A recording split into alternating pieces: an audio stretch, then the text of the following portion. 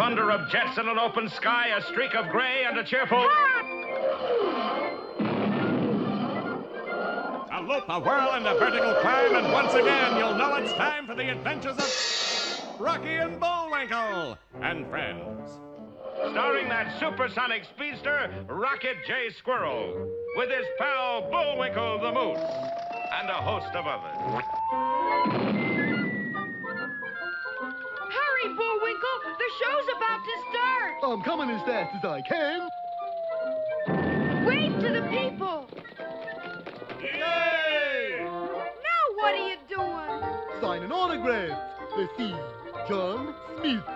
But your name is Bullwinkle. I know, but that's hard to spell.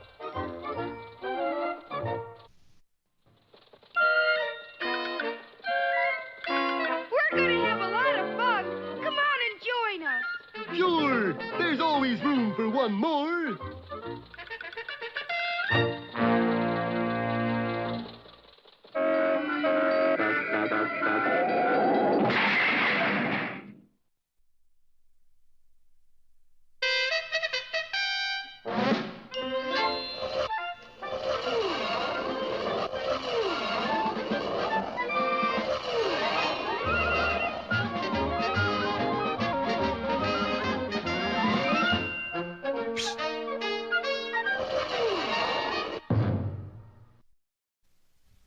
Our story opens today at the Slick Observatory, where an international group of scientists, eggheads and double domes, were meeting to dedicate the new giant 1,000-inch telescope. The chairman, Sir Newton Fugg, was presiding. Today we will prove once and for all that there can be no life on the moon. Dr. Milton Nudnik, Egghead of the Year, was given the honor of the first peek. What do you see? I see two moon creatures. Impossible! The scientists rushed to the eyepiece, and incredibly, Nudnik was right. Why, it's a moon moose. And he's signaling us. What does he say? He says, "Here we come, ready or not." Sure enough, a strange rocket ship had left the moon and was heading straight for the Earth. The word spread in a flash. Extra, extra, moon men to invade Earth. President declares emergency. Now hear this. This is Dorson Bells speaking. The moon rocket ship is nearing the Earth. This invasion is not a play, I repeat, not a play.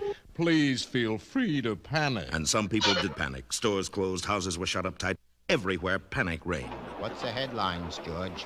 Invasion from moon. So what else is new? Meanwhile, at Washington Airport, the newly appointed ambassador to the moon, Krevny Blatt, and other dignitaries and diplomats were waiting for the strange craft to land. Here it comes. The rocket ship had made a perfect one-point landing, and while all eyes watched expectantly, the hatch opened. Welcome, moon people. You dig 'em Earth talk? Bullwinkle, they think we're moon people. They do? Then take me to your president. No, we gotta tell him the truth. Gentlemen, I'm Rocky the Flying Squirrel. And I'm Bullwinkle the Moose. And we're both from Frostbite Falls, Minnesota. Minnesota? You mean you've been to the moon and back? Why, they've discovered a great new rocket fuel. And so to a hero's acclaim, our adventurers told their strange and incredible story. It seemed that just days before, in their little house in Frostbite Falls, Bullwinkle had been baking a quick-rising cake according to his grandmother's old recipe. But the first layer had risen a little faster than they'd expected.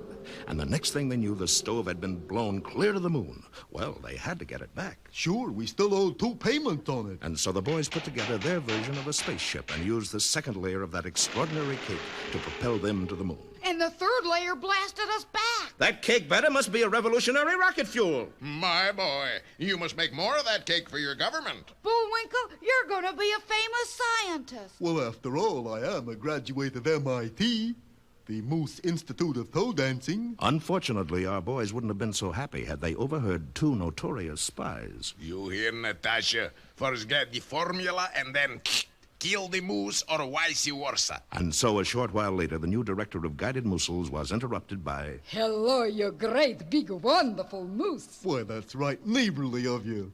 You will give me Grandmama's recipe? What for? Well, I hope to be a grandmama myself someday. I'd love to, but in the explosion, I only saved half my recipe. I know how much, but not what of. Natasha's friend then did a very unneighborly thing. Darling, will you please hold this package for me? Well, I'd planned to leave in a couple of minutes. Don't worry, you will. Sounds like a clock. Bullwinkle's steel trap mind had done it again. It was a clock, only attached to 14 sticks of dynamite, and it was wired to go off in 30 seconds. Don't miss tomorrow's exciting episode, Bullwinkle's Ride or Goodbye, Darling.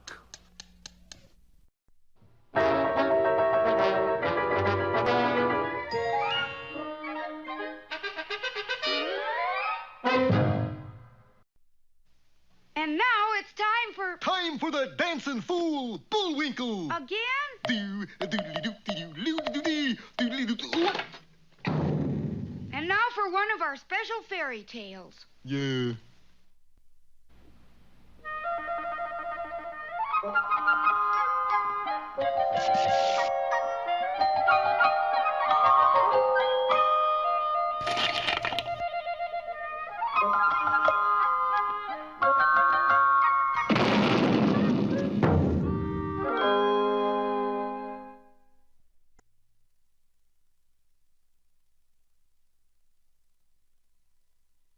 It all started out with a plant, a variety of European bellflower used in the making of salads. The plant is called rampion. This plant grew in a beautiful garden belonging to a mean witch whom everybody feared. Unfortunately, the rampion could be seen from a little hut belonging to a peasant and his wife.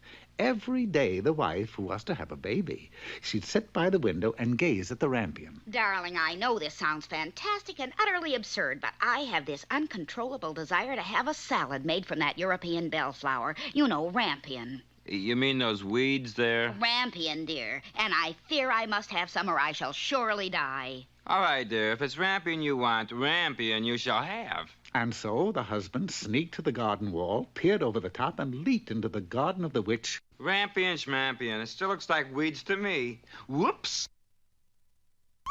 Halt! You cannot move! You know, you're right. You have come into my garden like a thief. Alas, be merciful.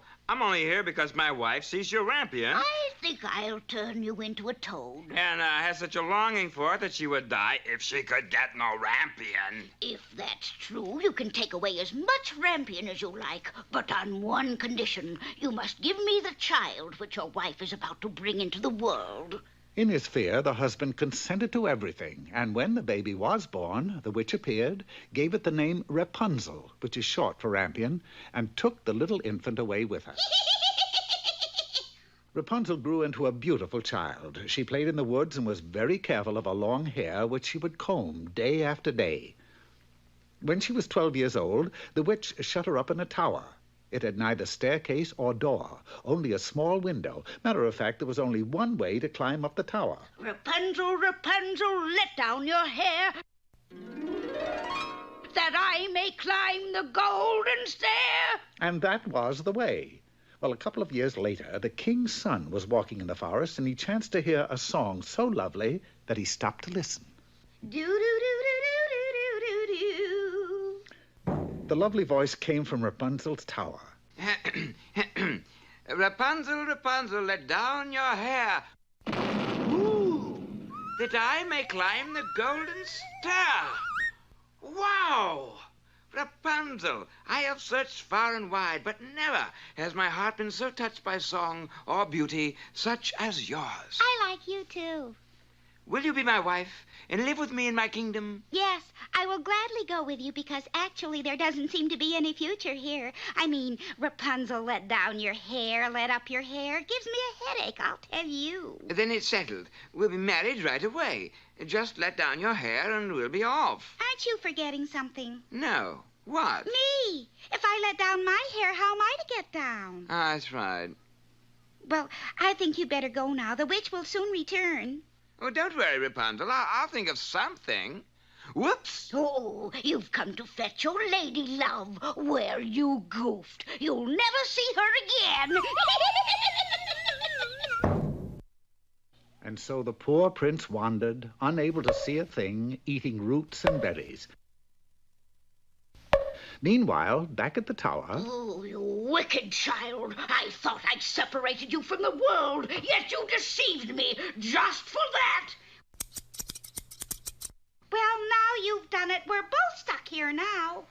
Aren't you forgetting? And so poor Rapunzel was left to live in the tower all alone and in great poverty. The poor prince wandered about in the forest for 2 years. Then, one day... It's It's hair. Yes, hair it was, for in the 2 years Rapunzel's tresses had grown to their full length again. Rapunzel, I told you I'd think of something, and I have. Only I can't see. Why don't you take off your hat? I can see. And now I'll climb down your hair, and when I get to the bottom, I'll explain my plan. What's your plan? Jump! Jump! That's your plan? Yes! Some plan. After 3 days in the barber shop, Rapunzel and the prince were married and lived happily ever afterward. That is, until one day... Darling, I know this sounds fantastic and utterly absurd, but I have this uncontrollable desire to have a salad made from that variety of European bellflower. A rampion? Yes, dear, rampion. Well, here we go again.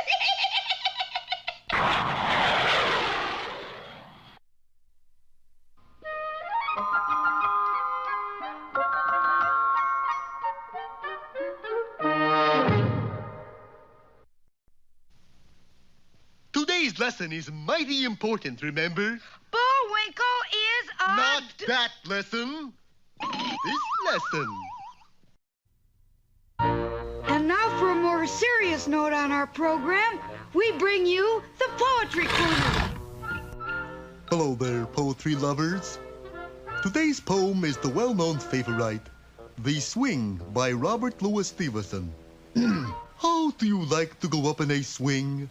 Up in the air so blue.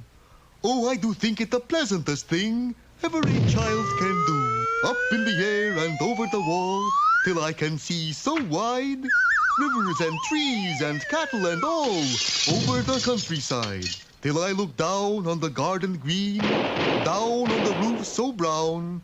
Up in the air I go flying again, up in the air and down. How do you like to go up in a swing? Up in the air so blue? Oh, I do think it the pleasantest thing ever a child can do. And now... Hey, Rocky, watch me pull a rabbit out of my hat. See? Nothing up my sleeve. Presto! Wrong hat.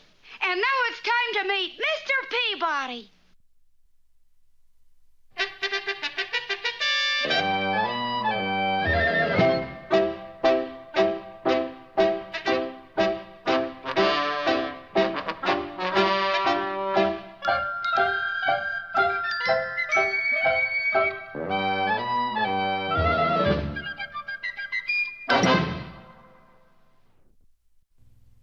Our story opens today high atop New York City, in the luxurious penthouse of perhaps the most famous soldier of fortune the world has ever known, me.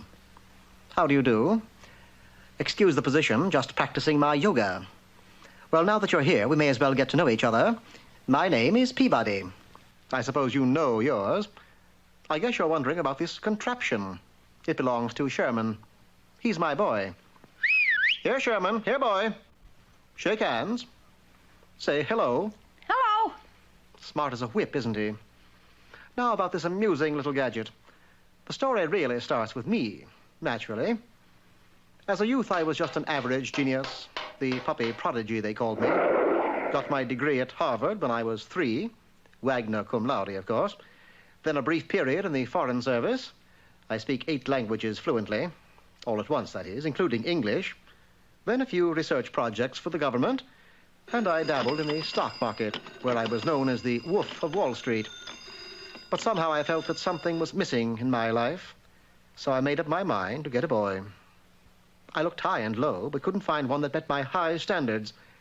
Then one day, while watching some boys at their innocent play, I spotted Sherman. My heart went out to him. I'm always pulling for the underboy. I dismissed the others, and Sherman followed me home. He wasn't at all what I was looking for. Oh, he looked at me with those big brown eyes, but I was firm. I took him home. This is where you live? Yep, that's been home sweet home all my life. Where have you been, you little brat? Just visiting. Get in here. One moment, sir. And what do you want, mutt? The name, sir, is Peabody, and I intend to adopt this boy. Naturally, the newspapers made a big thing of it. Extra, extra, dog to adopt or and Doggy Wants to Be Daddy. Read all about it. I had to submit references. So I got some old friends to write letters. Then, of course, I was investigated thoroughly.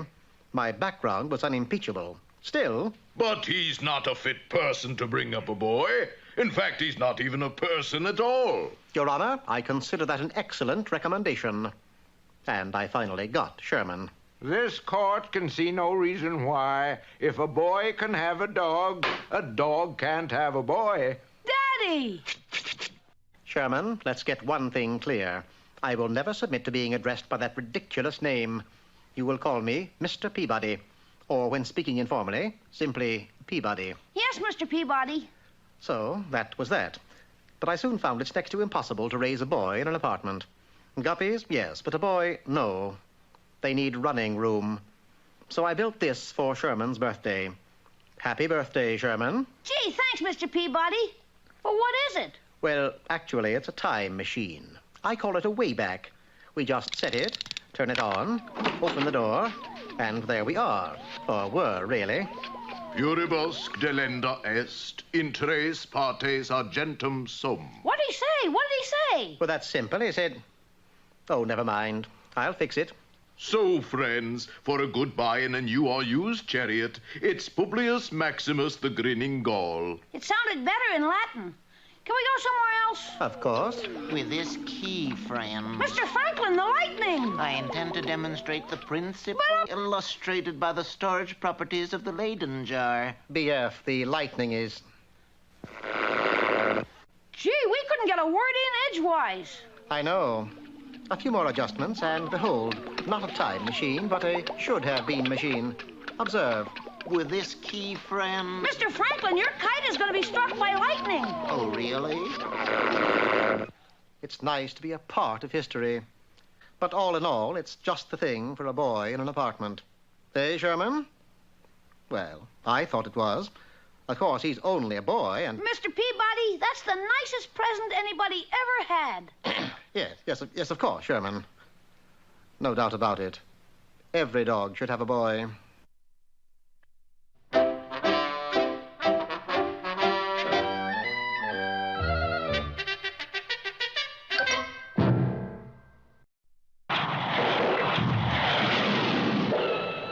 Private Bullwinkle, sir, with a message. Just in time. Is it important? Is it? Just look.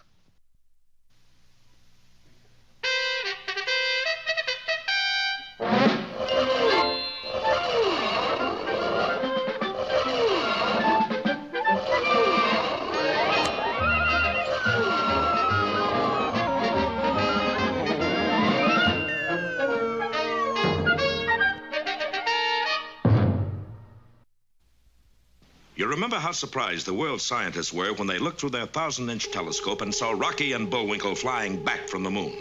But when the boys made their one-point landing, the explanation was ridiculously simple.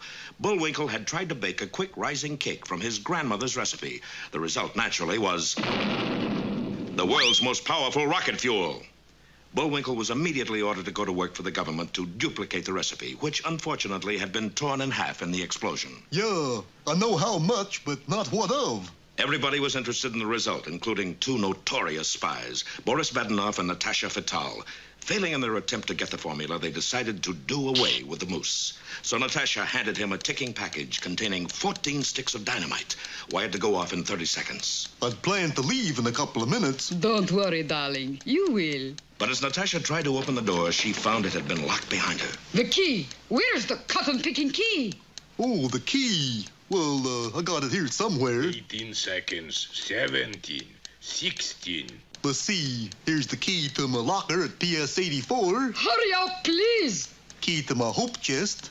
It's little, because I'm kind of hopeless. I must go quickly. I'm doing my level best. 12, 11, 10. 3 trunk keys, in case I ever grow a trunk. Time is running out. 8, 7, 6. Hey, that one belongs to the Frostbite Falls Volunteer Fire Department. Yeah, wonder how they're starting the engine these days. Give me my package, you fool. 3, 2, 1. That's what I like. Precision timing. A few minutes later, Bullwinkle found the right key, and the furious Natasha left to meet her partner in crime. Boris promised to meet me here. Where is he?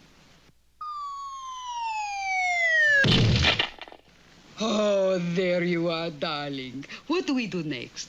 We do what any intelligent, self-sufficient spy with real initiative would do. We wait for instructions. Meanwhile, the fact that Bullwinkle's rocket fuel was made from his grandmother's fudge cake recipe was having a great effect on the whole country. Top scientists discarded their most complex apparatus. Erwin, go get me an 8-inch cake tin and a set of cookie cutters. Colleges changed their course of study. This year, gentlemen, we will study atomic structure, nuclear physics, and fudge making. The effects spread to other countries. But you are top nuclear physicist. How come you are sent to Siberia? My biscuits were too heavy. In the USA, grandmothers rose to national prominence. As advisors to the president. It's raining. You'd better put on your rubbers. As scientists. I'd like you to meet our new head of research and development. Hello, boys. Even bathing beauty contests took on a new look. Grandmothers reigned supreme. In their own laboratory, Rocky and Bullwinkle were still hard at work. Here's the latest one, Rocky. Will it make a good rocket fuel, Bullwinkle? Well, I don't know, but it'll sure make a dandy lunch. The boys wouldn't have been so happy if they had chanced to look behind them, for at that moment, a scaly green hand was raising a strange weapon and pointing it right at their heads. Don't miss the next exciting episode, Bullseye Bullwinkle or Destination Moose.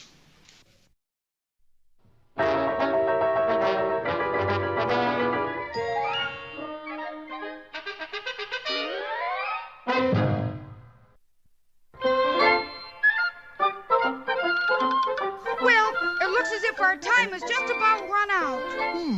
Mine must be a little slow. You got the credits, Bullwinkle? All on this itty-bitty card.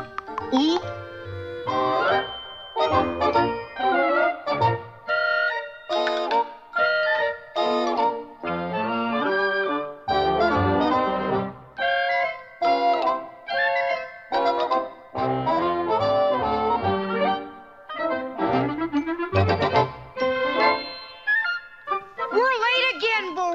Right.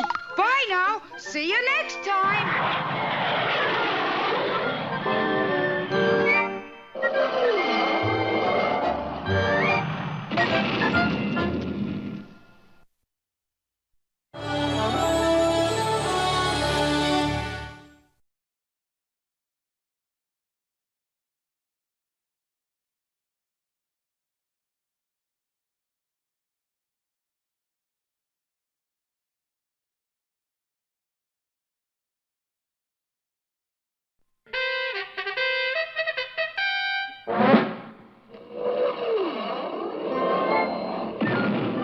Thunder of jets in an open sky, a streak of gray, and a cheerful... A loop, a whirl, and a vertical climb, and once again, you'll know it's time for the adventures of Rocky and Bullwinkle and friends. Starring that supersonic speedster, Rocket J. Squirrel, with his pal Bullwinkle the Moose, and a host of others. Hurry, Bullwinkle! The show's about to start! I'm coming as fast as I can. Wave to the people! Yay! Now what are you doing? Signing autographs. Let's see. John Smith. But your name is Bullwinkle. I know, but that's hard to spell.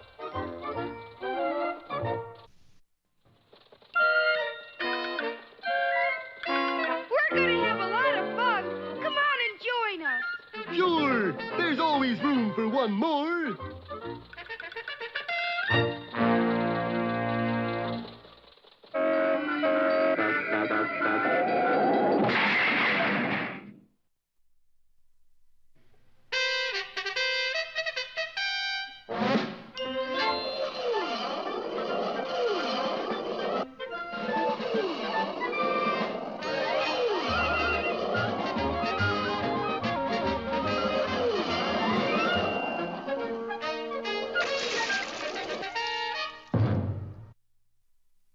Well, Rocky and Bullwinkle really started something just by trying to bake a cake. For instead of dessert, they wound up with an explosive that blew their stove clean to the moon. The nation was astounded. That cake batter must be a revolutionary rocket fuel. Grandma called it fudge cake. Bullwinkle was immediately made director of guided missiles, and he and Rocky set out to duplicate the recipe, which unfortunately had been torn in half by the explosion. But apparently not everybody wanted them to succeed. For when we left them last time, a scaly green hand was raising a sinister weapon and pointing it right at their heads. Hokey smoke, Bullwinkle. Look there. Now, Kidney? Not now, Clyde. Why not? I haven't scrooched anybody since we've been here. What are they, Rocky? I don't know. I've never seen anything like them. Maybe they're congressmen. Who are you? Put your hands over your head, please, and no sudden moves. Clyde here is very nervous. Yes, especially in this finger. Yeah, that's the worst one, too. What do you fellas want, anyway? Yeah, and how come the funny suits? Funny suits? They're out of this world. You're so right. I am? Yes. We're from the moon. The moon? Yes, and if there's one thing we don't want, it's an invasion from Earth. Especially an invasion of tourists. We lead such a quiet life on the moon. Take a look at what we had to go through just to prepare for a visit here. Yeah, we had to practice dodging traffic. And listening to jukeboxes. And filling out forms. And breathing smog. And riding on subways. And regular bathing. It was awful. 7 of us were chosen. Only 2 made it. So you see, we must stop you from using that formula. One way or another. Well, I don't mind that one way. It's the another that bothers me. But we don't even have the formula yet. Do I scrooch them now, Kidney? Well, not if they don't have the formula. Oh, moon rats. But we'll come back. And as soon as they get the rocket fuel... Zap! Yes, zap. Bye now. And the 2 green men slipped out through the ventilator shaft. Hours later, as they made their way home... Moon Man, boy, were you scared, Bullwinkle? Of course not. You suppose I can take my hands down now? But our boys still weren't out of danger, for in his hotel room 12 stories up, Boris was readying another fiendish plan. You have the orders in code, Natasha? Yes. So translate. Let me see. These 2 words say, kill moose. I knew it. And look, the squirrel is with him. It's going to be a double feature. And the heavy safe hurtled straight down toward the unsuspecting pair. Be sure to see our next episode, Squeeze Play, or Invitation to the Trance.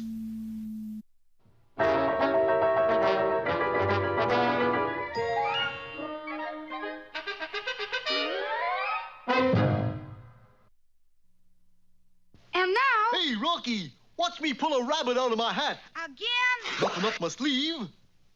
Presto! No doubt about it. I gotta get another hat. Now here's something we hope you'll really like.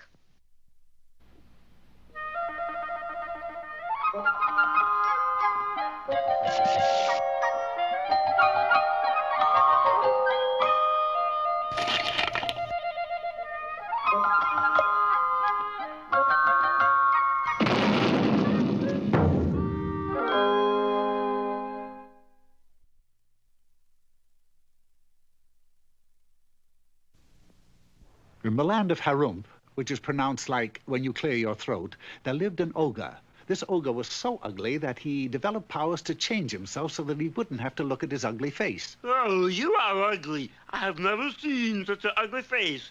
Change to something else. Well, now you're not ugly, but man, look at those ears. Aside from being ugly, he was mean and nasty. He kept the whole countryside in slavery because, aside from being uglier than his countrymen, he was also bigger, much bigger.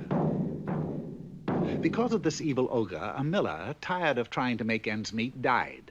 And to his first son, an energetic type, he willed the mill. To the second son, a simple type, he willed an ass. And to the third son, a dirty type, that is to say, an unwashed type, he left a cat. A cat? A cat? What can I do with a cat? Cat soup, that's all you're good for. If you just cool down, I'll show you how I shall be more useful to you alive than floating around in a kettle of carrots and turnips. Explain to me, if you please, how you can be of use. Just give me a sack and your finest boots, and you'll find you are not so ill off as you suppose. Jack decided that he would give the cat a chance, but as he sat there in his stocking feet, he couldn't help wondering what Puss would need the boots for. Because that's the name of the story, silly. Puss and Boots.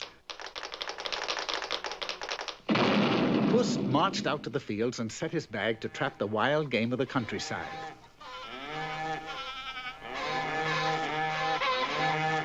Puss drew the cord and marched directly to the palace. Sire, here is magnificent game from the warren of my lord, the Marquis of Carabas. Tell your master that I accept his present, and I am very much obliged to him. And I order you to the kitchen for something to eat. While in the kitchen, Puss overheard two servants talking about an intended drive in the country to be taken by the king and his beautiful daughter the next day. Aha! Puss had a plan. He rushed home to explain it to Jack. What? Let me sleep. If there's one thing I can't stand, it's a loud cat. Stop stomping around the room and speak your piece. Why I don't search out a warm lap by the fireside, I'll never know, for all the gratitude I get around here. However, sir, if you would only follow my advice, your fortune is made. You have to go bathe. Bathe? In the river and leave the rest to me. Only remember, you are no longer yourself, but my lord, the Marquis of Carabas. Bathe? This is a big thing you ask, Cat. A whole new experience, a different way of life. You can't rush into a thing like that.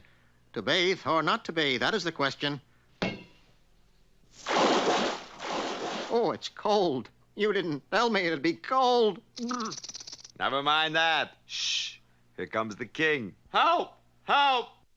It's my lord, the Marquis. Help! Oh, rueful day. Thieves! Thieves! They stole all my master's clothing while he was bathing. By George, he must be a clean fellow, bathing on a cold day like this. Well, it so happens I always carry a change of clothing for marquises in distress. He is size 37, isn't he? They usually are. Size 37? Right, sire. And so Jack, for all appearances, became the Marquis of Carabas and was invited by the king to ride with him and his beautiful daughter in the carriage. Meanwhile, Puss was racing on ahead, putting up signs to lead the king to believe that all the land belonged to his master. Puss put up his signs to the very door of the ogre. Ouch! What do you think you're doing? Well, I couldn't think of passing the castle of such a noble gentleman without paying my respect. Hey, a talking cat. But talking is not half so remarkable as your many powers. I hear you have the ability to change. Oh, you mean like this? That's pretty good, you know. How about something tough? Like changing into something small, you know, like a fly. A fly? So be it. Otto! Oh, there you are. Pray tell me who belongs to this beautiful castle. Welcome, sire, to the castle of my lord, the Marquis of Carabas. So all of this land and this castle belongs to you. I'm very, very impressed. But I'm much more impressed by that bath of yours. Any marquis who would brave the elements for the sake of cleanliness is worthy to be a son-in-law. Therefore, I would be honored if you would take my daughter's hand in marriage. And so they were married, and Jack released all the people from bondage and conducted all his important business from the bathtub and lived happily and cleanly ever after.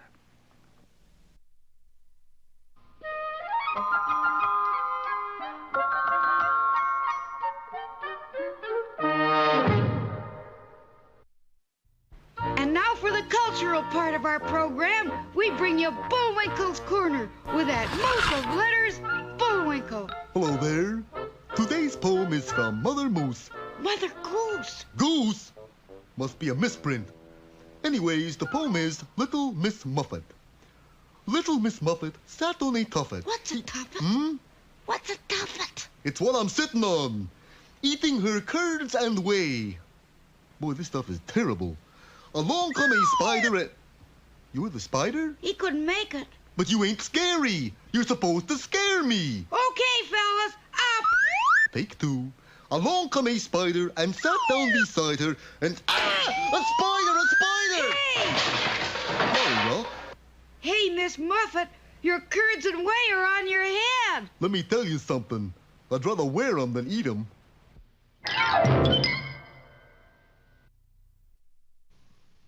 And now it's time for 5 or 6 baritone solos in the key of E. But If not... Ooh. now for another of our special features. Should have tried E flat.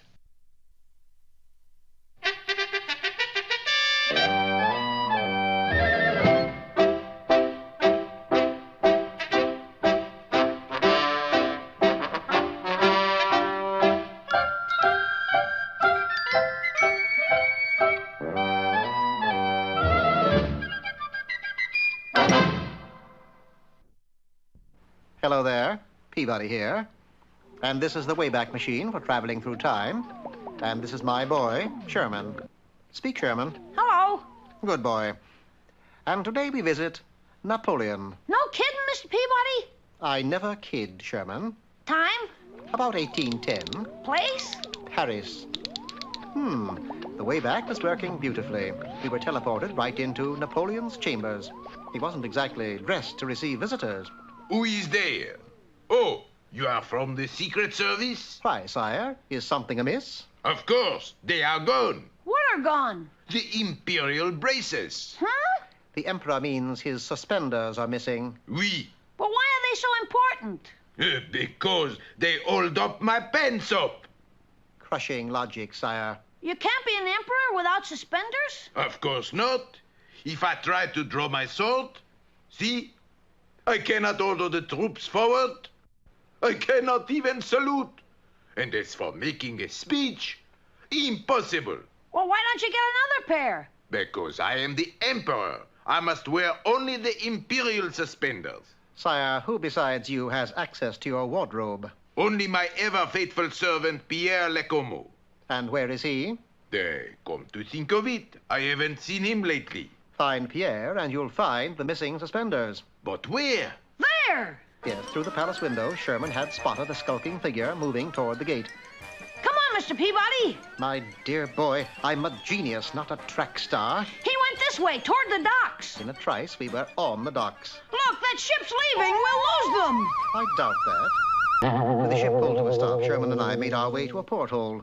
Inside was Pierre Lecomo and his conspirators. On the table between them were the royal suspenders. You have done your work well, Pierre. Nothing. When our generals see this, they will know Napoleon is helpless. And they will attack. Then France will fall. Like Napoleon's pants. But Pierre, the table is moving. How come? It's simply the rolling of the ship, gentlemen. Yes, it's the rolling of... What? After them! Well, we got the suspenders. Let's run. Unfortunately, we ran in opposite directions, but it was just as well. Quickly!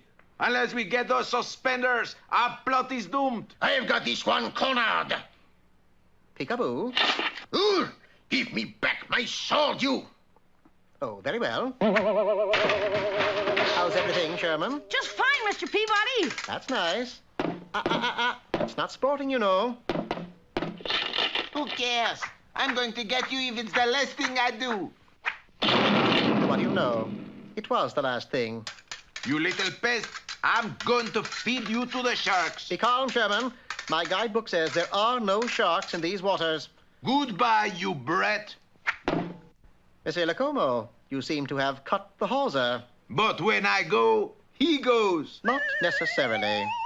And as the rope parted, Sherman dangled at one end of the Emperor's braces, while Pierre Lecomo fell into the murky water. My, seems the guidebook was wrong about those sharks. Well, now to return these to Napoleon and receive the thanks of the happy populace. They don't look happy. Something the matter? Please, Monsieur Peabody, don't take the Emperor's suspenders back. Why not? Because it is the first day in 33 years there has been peace and quiet in France. The first day the cannons have been silent. No boom, boom, boom. For years, our people have had to go around with their fingers in their ears. It's the first time I've seen my daddy in 33 years, too. And who is your daddy? Napoleon. Well, we had kept the suspenders from falling into the hands of France's enemies, but there really didn't seem to be any reason for returning them to Napoleon either. And so we didn't. There they are. That's why in all the pictures of Napoleon, his hand is inside his coat. He's really holding up the imperial pants.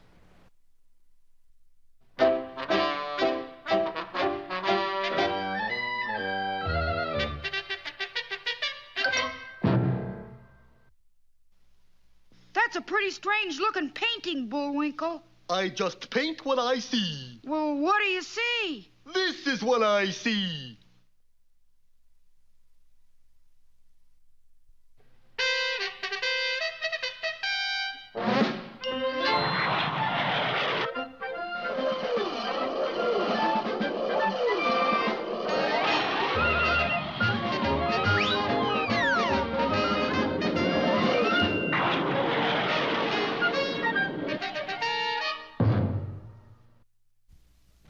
In trying to rediscover their secret rocket fuel, Rocky and Bullwinkle have been threatened by two moon men who will go to any lengths to keep Earth tourists from cluttering up the surface of the moon, even to scrooching our heroes if need be.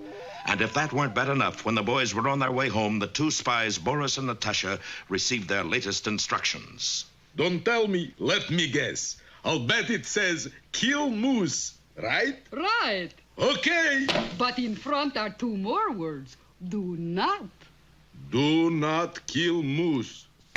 Oh, Boris, you impetuous boy, what have you done? Better yet, what will you do? Save him! I've got to save him! Boris raced to beat the heavy safe to the ground, and he won. Almost. The heavy safe drove him into the ground like a tent stake. Bullwinkle's keen mind knew instantly what had happened. Hey, up there! You dropped your safe. Boris, where are you? Here. Boris, darling, you're alive. This is living. In the next few days, the boys worked like demons, measuring, sifting, rolling, baking. And the results were tremendous. 7-layer cheesecakes, hot fudge strudel, an acre of cinnamon pizzas, and 200 pounds of peanut brittle. Unfortunately, none of it would explode. Golly, Bullwinkle, people are depending on us. The world's waiting for our discovery. That recipe is locked in your brain somewheres. It is? Yep. All we gotta do is figure how to get it out. Hey, I got it. Hypnosis. Hypnosis? You'll be hypnotized, and while you're asleep, you'll tell us the recipe. I'm gonna talk in my sleep? Yeah. Swell. Usually I just snore. We'll get the world's greatest hypnotist to come here and... Who is it? It is I, Swami Ben Boris, world's greatest hypnotist. This is my assistant. Haven't we met before? Were you ever in Cairo? No. Well, that's it then. Neither was I. Now let's get to work. Shucks, you can't hypnotize me. I got too much brain power. I'm just a... Yes, master. All right. What is in the recipe? Wait a minute. You'll have to leave now. This is top secret stuff. Oh, don't worry. I won't listen. On my honor as a genuine Swami. What about the lady? She doesn't speak English, do you, dear? Of course not. Well, maybe she better put her fingers in her ears anyway. Okay. At last the formula will be mine. Now, Mr. Moose, tell me everything you know. So Bullwinkle told them everything he knew, all about his early days in the Minnesota woods, his days at the Philpott School for Exceptional Children, and he was exceptional, being the only student with antlers. His experiences in the Army, where he served 3 years as a hat rack in the Officers' Club. On and on he went without stopping for 12 hours. But true to their promise, Boris and Natasha didn't hear a word. The steady drone had long since sent them to dreamland. Unfortunately, it had done the same thing to Rocky. And so when Bullwinkle finally got to Grandma's recipe, the only people who heard it weren't people at all, but the two moon men. Did you hear that, Gidney? Yes, Clyde. It's exactly the formula we use. Oh, boy! Can I scrooch him now? Yes, Clyde. You can scrooch him now. Don't fail to see our next episode, The Scrooched Moose.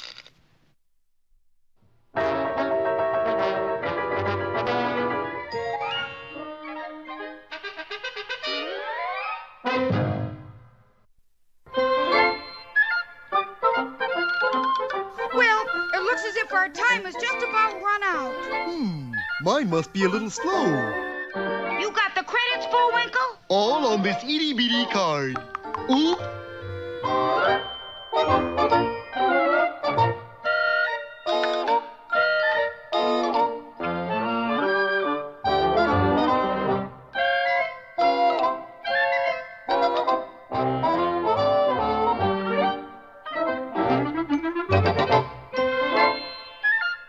We're late again, Bullwinkle. Right. Bye now. See you next time.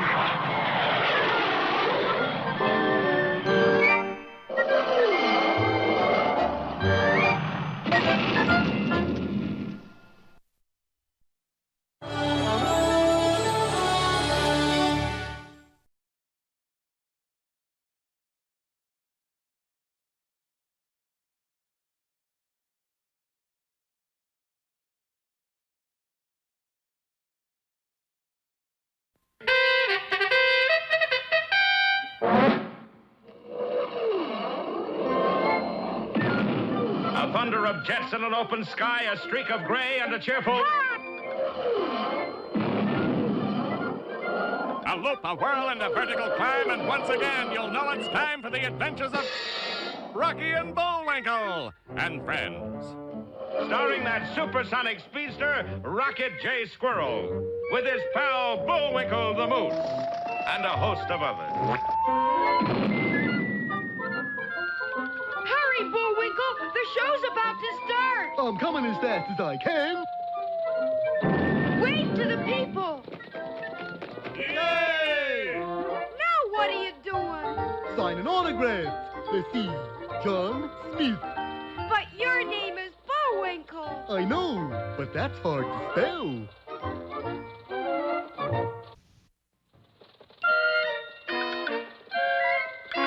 We're gonna have a lot of fun. Come on and join us. Sure, there's always room for one more.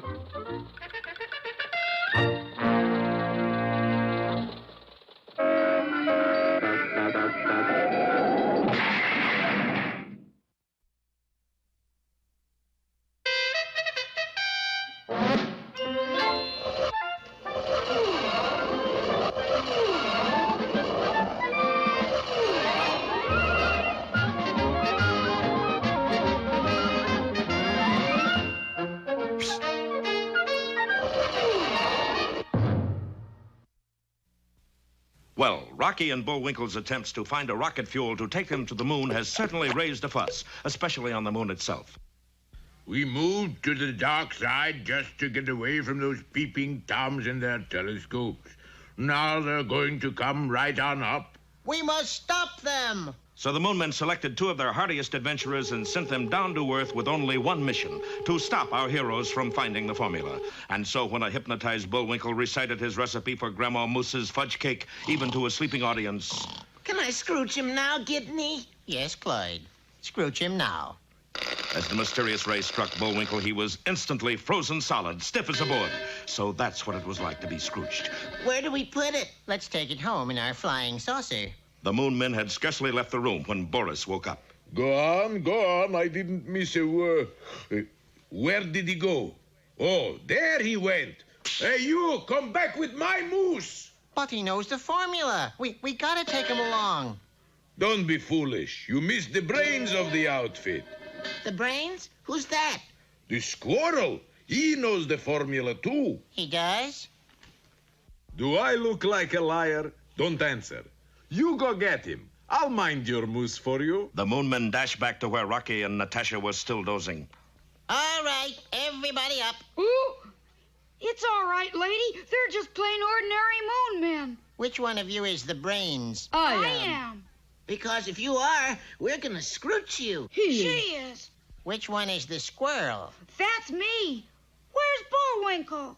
We're taking him with us. You too. Come on. Bye-bye, darling. Have a nice trip. It looked bad, but Rocky's nimblewits were hard at work. Okay, we'll go, but it does seem a shame to miss the party. Party? Sure. The government always throws a big party for visiting spacemen. With paper hats? And noisemakers? Yeah. Well, maybe we could wait a little while. Of course, we need our entertainment chairman. Who's he? My pal, Bullwinkle. Oh, that's easy. We left him right... He's gone. Sure enough, the wily Boris had stolen Bullwinkle and was at that moment heading for a lonely house high on a hill. He can't go far. That moose was scrooched. Scrooched? How long did you scrooch him for, Cloyd? The dial said 8. 8 what? I don't know. It's either 8 hours or 8 years. Well, Bullwinkle was still frozen solid and Boris couldn't loosen him up. Then exactly 8 hours later... Ooh. You're conscious. No, I'm Bullwinkle. Where am I? This is your new laboratory. I am your new assistant. Shall we get to work? Well, let's see. I guess so. 2 cups of flour, 1 teaspoon salt. You taking all this down? Yes, yes. Could you speak a little louder? I'm rather hard of hearing. Oh, certainly. Testing. 1, 2, 3. Little did Bullwinkle know that Boris's hearing aid was in reality a powerful shortwave transmitter, and that every word he uttered was instantly heard in another country far away by a band of sinister spies. Don't fail to see our next episode, Monitored Moose or the Carbon Copycats.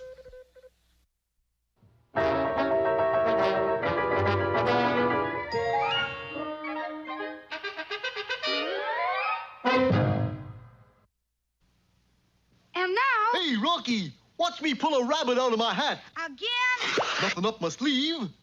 Presto! Wrong hat. I take a 7.5. Now here's something we hope you'll really like.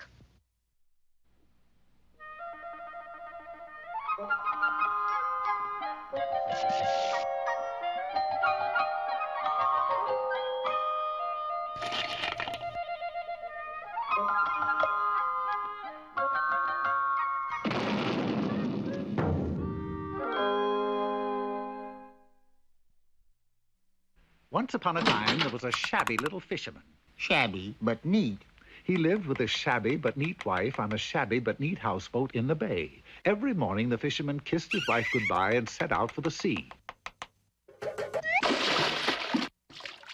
One morning, when he was fishing near some odd-looking rocks, he felt a furious tugging on his net. When he pulled it in, he could hardly believe his eyes. He had caught a mermaid, an honest-to-goodness live mermaid. Oh, joy. What's so funny, fisherman? Young lady, you're going to make my fortune. People will pay anything to see a real live mermaid. But if you take me away from the sea, I'll die of a broken heart. Are you sure? It's the usual thing. Oh, dear, that would never do. And the fisherman cut his net and freed the mermaid. Fisherman? What's the matter? You catch your fins in the net? No, I've come to repay your kindness. Oh, that's all right. I promise to grant you any wish you may ask of me. Well, I sure do wish this net was mended. I'll do more than that. Hey! And suddenly, the fisherman was holding a beautiful brand new net. It's true. Oh, wait till I tell Honey Bun. That night, the fisherman told his wife all that had happened. Why, I can hardly believe it. Say, Turtle Dove, why don't you ask me something? Oh, I don't know. Go on. Well, I could use a new apron. And so, the next day, at the rocks... Mermaid, mermaid in the sea, will you grant a wish to me? Little poem I just made up. What is your wish? Well, my wife would like a new apron. I'll do more than that. Go, she has her wish. When the fisherman arrived home, there stood his wife in a golden gown sprinkled with diamonds. Oh, it's everything I've ever wanted. But the next day, the fisherman noticed that his wife seemed moody and discontented. I feel so silly dressing up in a golden gown to do dishes in a houseboat. It's a nice houseboat. It's shabby. But neat. I don't care. You must ask the mermaid for a better boat. I don't think... But I do. Ask her for a boat. A big boat. So the fisherman returned to the rocks and requested a bigger boat for his wife. I'll do more than that. Go, she has her wish. When the fisherman returned home, he couldn't believe his eyes. In place of the houseboat rode an enormous yacht with diamond-studded smokestacks, ruby-encrusted portholes, a sterling silver anchor chain, and on the bow, a twice life-size figurehead of his wife. Well, she ought to be happy now. Milady instructs me to dress you for dinner. But I'm already dressed. This way, sir. Oh, isn't this just delightful? You're as rich as a queen. But if I can be as rich as a queen, why can't I be a queen? Oh, come on now. Go ask the mermaid. But I can't. Of course you can. Jeeves. Yes, milady. And the fisherman suddenly found himself on his way.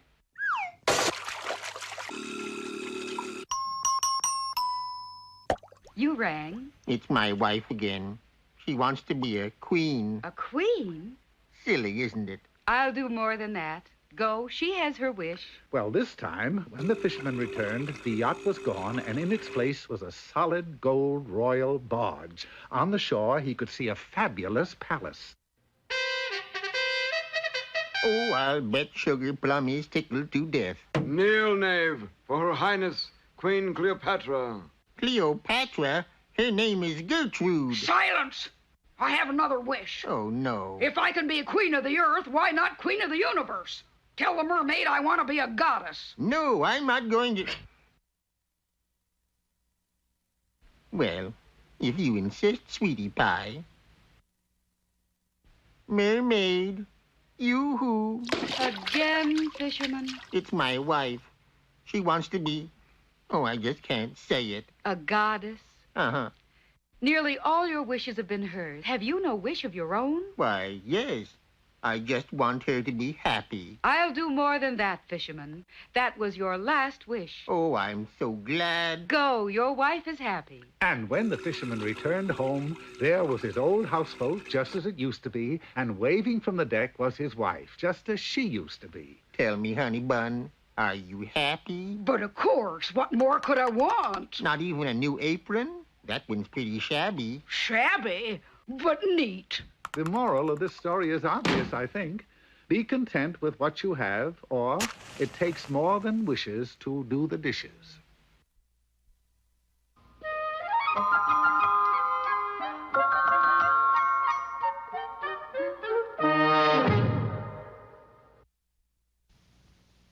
Today's lesson is mighty important, remember? Bullwinkle is a... Not that lesson. This lesson. And now for the poetic part of our show, we present Bullwinkle's Corner. Greetings, culture crowd. Today's poem is an old Greek classic called The Horn. I translate. Little boy blue, come blow your horn. The sheep... Hold it. What? I forgot my music. Okay, let's go. That's kind of a big horn, ain't it? It's a big part. Oh. Little boy blue, come blow your horn. The sheep's in the meadow. The cow's in the corn. Boy, that's hard work. Oh, where is the boy who looks after the sheep? Don't ask me. I'm a musician myself. He's under a haystack fast asleep is where, doggone it. Why'd you call this poem The Horn anyway? 'Cause obviously that's what the little boy blew.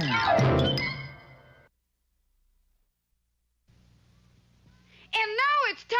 Time for that jolly juggler, Bullwinkle. Oh, dear. 3 at once. 1, 2... And now here's a feature you're sure to like. 3...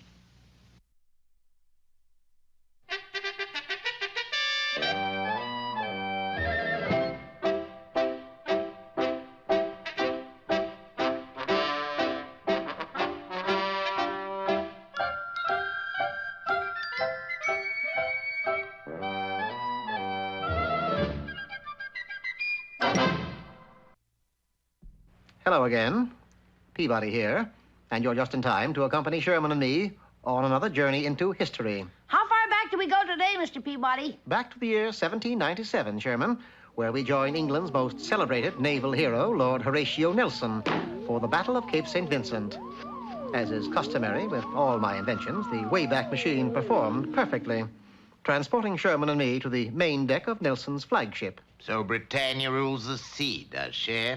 Well, I'm afraid that motto is due to go into extinction. Pardon us, your lordship, but what seems to be the problem? You mean you haven't heard? We just got here. Well, this blundering crew of mine left port minus one very important commodity. You forgot to bring cannons? No. Ammunition? No. What then? We forgot to cast off. Sure enough, an unbelievably long hawser held the flagship in check. Does that rope stretch all the way back to England? All the way. And unless we get loose, we can't go into battle. I suppose you've considered cutting it in two. We've considered it, yes. But you see, Admiralty law frowns on such action. One must cast off, and one must cast off while leaving the dock. Oh, I'm afraid it's hopeless. Meanwhile, just off the coast, the Spanish fleet lay at anchor. Look at that silly Nelson. He is like the sitting duck, yes, my captain? Yes, like the sitting duck who is at the end of his rope. Tell you what we do. We send him a message. Right, George, it's a communication from the enemy. Dear Lord Nelson, you are cordially invited to attend an informal battle staged in your honor at 6 p.m. As ever, the Spanish Navy. Isn't there something we can do, Mr. Peabody? There is one thing. Lord Nelson, I suggest you send a dinghy back to England to cast off the hawser. Impossible. A dinghy would have to make it there by 6 so that we could go into battle. There isn't a man alive who could row that fast. Mr. Peabody could. He won the International Regatta 3 years in a row. 4 years, Sherman. 4 years. And so, wasting no time, we headed back to England. Unfortunately, upon arrival, we found the dock heavily guarded. Nelson should know better than to leave port without casting off. It just isn't done. I'll have him broken for this news. Now, remember, no one is to touch that hawser. No one, understand? Uh-oh. Now what, Mr. Peabody? This calls for subterfuge, Sherman. Pure, unadulterated subterfuge. Alt. Who goes there? Stand aside. It is I, the head of the RRI. How? Now, off a mo. I never heard of no RRI. What's it stand for? Royal Rope Inspectors. It's our job to inspect rope. Like this one here. Oh, now take your hands off that there hawser. It's almost 6, Mr. Peabody. We've got to hurry. I said take your hands off that hawser. That's Navy property, that is. Look at this. Intestinal calcification of the fibre. What's that? Sounds horrible. Never fear. England will care for your survivors. My what? Survivors. You see, unless we get rid of this rope, you're going to become infected and... Well, get rid of the ratty thing. And get rid of it we did. Just as Big Ben told 6. Of course, the rest is history. Nelson succeeded in sinking the Spanish fleet. Oh, so Nelson was like the sitting duck, eh? I think we made a boo-boo, yes, my captain? Yes, we made a boo-boo by joining the Navy instead of the Army. Come on, push me into shore. Later that evening, we returned Nelson's dinghy. England owes you much, my friends. Goodbye and good luck. Well, Sherman, shall we go? Well, I guess so, Mr. Peabody, but I sure am disappointed. Why is that? Well, I never did find out why Lord Nelson wears an eye patch. However, it wasn't a total loss. Sherman did discover something about wrestling. For there, on the poop deck, someone was giving an exhibition. It was Lord Nelson's half-brother. That, of course, is how the term half-Nelson came to be.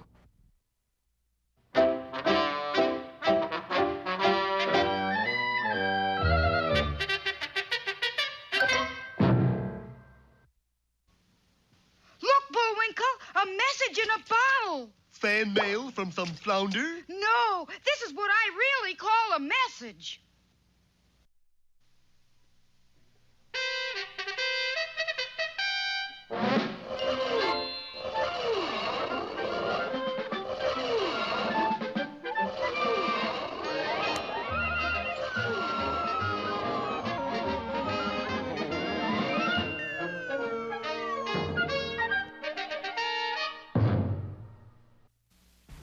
You remember that while Bullwinkle was hypnotized, he named all of the ingredients of a secret rocket fuel. He had already bored Rocky and the 2 spies into a sound slumber, but there were still 2 witnesses to hear him, the Moon Men. Their reaction was quick and to the point.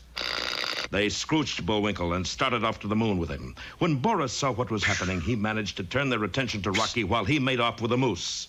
When Bullwinkle recovered, he was in a new laboratory with a new assistant who looked remarkably like Boris Badenov and who wore a hearing aid that broadcast directly to a nest of spies in a foreign country. Not only that, but the spies had a laboratory set up to duplicate Bullwinkle's every move. You're receiving, Hockey? Okay. Turn on speaker. Let's see now. 2 cups of flour. Got that? Got it. A pound of kumquats. Got it? Right, Chief. Shh. Listen. And now a hatful of vanilla to give it character. You sure this is chemical experiment? Well, sure, why? Sounds more like girls' cooking class. Uh-oh, he's a smart one. Well, Bullwinkle, what do you do now? Bullwinkle was a mite embarrassed by not knowing the scientific names of anything until he spotted a chemistry dictionary on a shelf. Quickly, he opened it. Well, how's this now? 3 ounces of methylene bromide and a cube of diphenylphosphate. That's better. You getting all this? And now a dozen benzochlorines. Benzochlorines? But... Quiet. Do as he says. Now we'll just pop it into a hot oven for about an hour. Pop it into... No, not that. We must follow his directions exactly. Pop it in. So, obeying Bullwinkle's instructions, the spies put their mixture into the oven. As a result, their laboratory instantly disappeared, while the only result in Bullwinkle's lab was... Oh, darn. Just another mess of chocolate pandowdy. Hello? You receiving me? Hello, fearless leader. Funny they don't answer.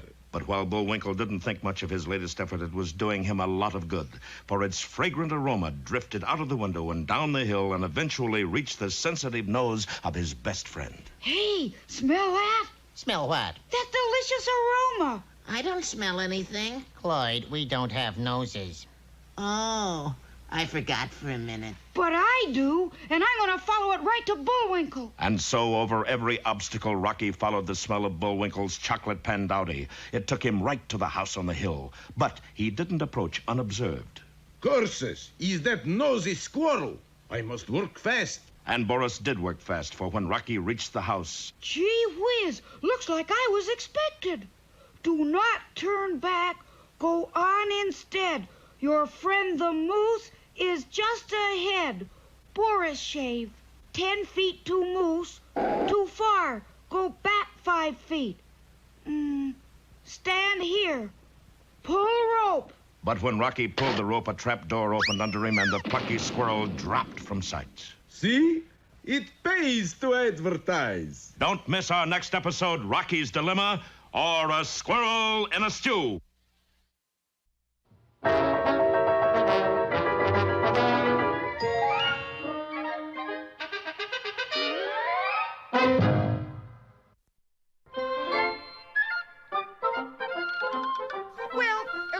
Our time is just about run out. Mine must be a little slow. You got the credits, Bullwinkle? All on this itty-bitty card. Oop.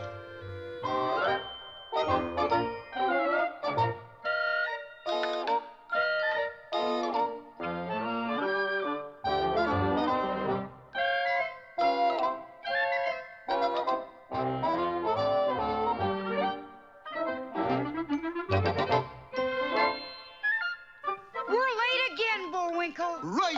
Bye now. See you next time.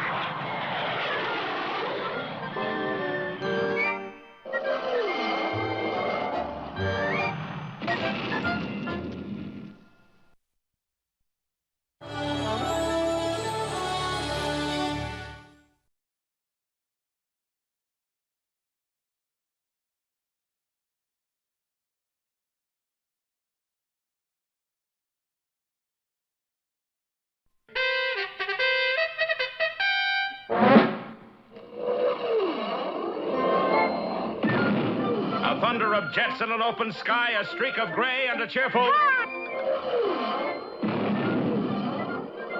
A loop, a whirl, and a vertical climb, and once again, you'll know it's time for the adventures of Rocky and Bullwinkle and friends. Starring that supersonic speedster, Rocket J. Squirrel, with his pal Bullwinkle the Moose, and a host of others. Hurry, Bullwinkle! The show's about to start! I'm coming as fast as I can. Wave to the people! Yay! Now what are you doing? Signing autographs. Let's see. John Smith. But your name is Bullwinkle. I know, but that's hard to spell.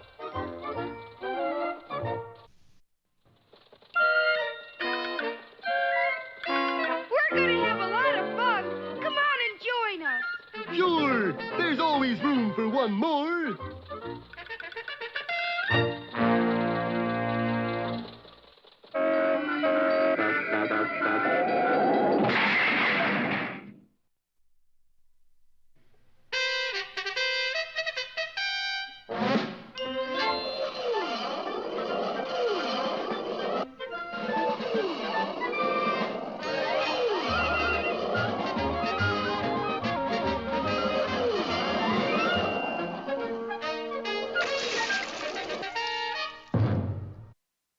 Well, it looks as if that crafty spy, Boris Badenov, is one up on our heroes, for he has managed to steal Bullwinkle from the Moon Men and has taken him to his lonely house on the hill, where the moose is putting his massive intellect to work on rediscovering his secret rocket fuel. All he's been able to make so far is a batch of chocolate pandauti, but its aroma caught the attention of his pal, Rocky. Rocky set out to find Bullwinkle, and for a while it seemed that Boris was actually helping him. But at the last minute, Rocky found that the signs had led him straight into a trap. For a while, Rocky was certainly going downhill fast, but a few seconds later, he was really going up in the world. Farewell, you miserable rodent. Happy landings, right in middle of ocean. And while the balloon took Rocky far out over the ocean, the unsuspecting Bullwinkle was still experimenting, only this time with real chemicals. And as Boris approached the lab... You know, I think I had it for a second there. Splendid. Now, would you mind getting off my neck and back to work? I must be working him too hard. He looks pooped. But two famous scientists like Rocky and Bullwinkle couldn't disappear without somebody wondering what had happened, and it soon appeared that everybody did. Read all about it! Bullwinkle disappears! All police stations were notified. This scientist has the following distinguishing marks: a small mole on his left shoulder blade, also a 6-foot pair of antlers. The hunt for the missing moose went on in every state in the Union except one. When asked why, the governor replied, "'Cause it ain't moose hunting season yet." But in most places, the search went on doggedly, and probably the most eager searchers were the two Moon Men. Gidney and Cloyd wanted Bullwinkle as entertainment chairman of a party in their honor. Their methods were very simple. They just went from door to door where their appearance met with varying results. I don't want any magazines, but I'd sure like to know what college you're working your way through. Good heavens, is it trick-or-treat night already? No brushes today, thanks. It's not a brush, it's a mustache. Hey, Mabel, looks like some more of your relatives again. This isn't getting us anywhere, Gidley. Just one more house, Cloyd. And Gidney's diligence was rewarded. That one more house belonged to Boris Badenov. Zounds, it's those lunar loonies. They mustn't see me. This is the last one, Gidney. My pods are killing me. Down here, they call them feet. You think we'll ever get to go to our party? Oh, sure. I'll bet that Bullwinkle chap is getting things ready right now. Party, eh? Natasha, come here quickly. And a few moments later, Boris flung his door wide open. Surprise! Surprise! Come in, come in. We thought you'd never get here. Welcome to Earth, darlings, and many happy returns. Cloyd, it's a surprise party. Surprised me, all right. Here are the paper hats. And the noisemakers. Delightful. Nothing like noisemakers to pep up a party. But those noisemakers were more deadly than delightful, for Bullwinkle's lab was in the room just overhead. Must be fixing the street. Doggone, they don't make test tubes like they used to. Now, you just make yourselves at home while I make the punch. It's my own recipe. Is it good? Good. He's knockout. And while Boris prepared a lethal potion for the Moon Men, the balloon carrying Rocky was in a terrible storm out over the Atlantic. Suddenly, there was a searing bolt of lightning, an explosion, and the shattered balloon basket plummeted toward the angry ocean 10,000 feet below. Don't miss our next exciting episode, The Submarine Squirrel, or 20,000 Leagues Beneath the Sea.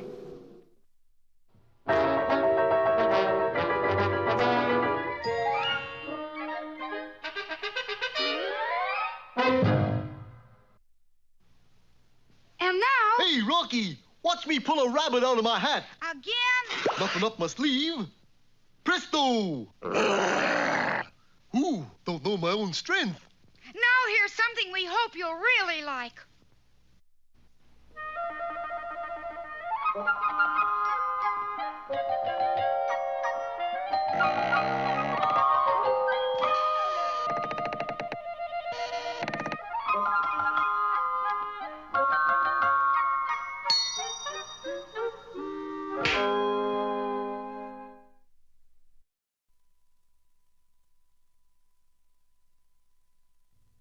A long, long time ago, more than a year in fact, a little girl lived with her mother in a little house on the edge of a deep wood. It was a pretty house, and she was a pretty girl. Her name was Twissenelda Woofenpickle. But she had such lovely golden curls that everybody called her Goldilocks, which you must admit was just as well. Now, Goldilocks had just one bad fault. She was very careless, especially with things that belonged to other people. Children who let her play with their toys always wished that they hadn't. One day, Goldilocks decided to take a walk into the deep woods. It was going to be a long walk, so she packed a lunch and borrowed her father's compass to show her the way. And off she went. Well, about 2 sandwiches, a banana, and 4 prunes later, she decided to start back. But the compass now acted very strangely. She started toward what she thought was home, but the first thing you know, she was walking in circles. Only she didn't know it. Look, footprints. If I follow them, I'm bound to get out of these woods eventually. So Goldilocks wearily trudged round and round in the same old circle for hours. Then, alone and scared, she covered herself with a cloak. Well, almost. And shivered her way through the long, cold night. Now, just a little way from where she lay stood an odd-looking house. The home of the Bear family, Papa, Mama, and little Oswald. Breakfast is ready. Looks good. Oh! Oswald, stop shouting. That wasn't me. It was Pop. Why, Bruce Bear. Hot. What? Not what? Hot is hot. It's supposed to be hot. Not that doggone hot. Oh, all right. Why don't we take a little walk until it cools off a bit? So the 3 bears set out on their walk, leaving their breakfast on the table. Meanwhile, back at the old oak tree, Goldilocks suddenly woke to a wonderful smell of hot porridge. She followed the smell right to the cottage. There was nobody home, but a little thing like that didn't bother Goldilocks. Oh, joy, breakfast. Oh, that's too hot. I'll put some milk on this one. Oh, wow, that makes it too cold. This one looks just right. And it tasted just right, too, clear to the bottom of the bowl. Then, because she hadn't had much sleep the night before, Goldilocks began to feel tired. Oh, these chairs look good. Oh, dear, this one's much too high. And this one's much too low. But this one is just right. So, Goldilocks rocked and rocked in Oswald's tiny chair until one time she rocked just a little too far. But Goldilocks didn't care. After all, it wasn't her chair. Still, she needed a place to rest, so upstairs she went to lie down in one of the beds. Papa's bed looked pretty inviting, but it was too hard. While Mama's bed was much too soft, but little Oswald's bed was, well, you guessed it, just right.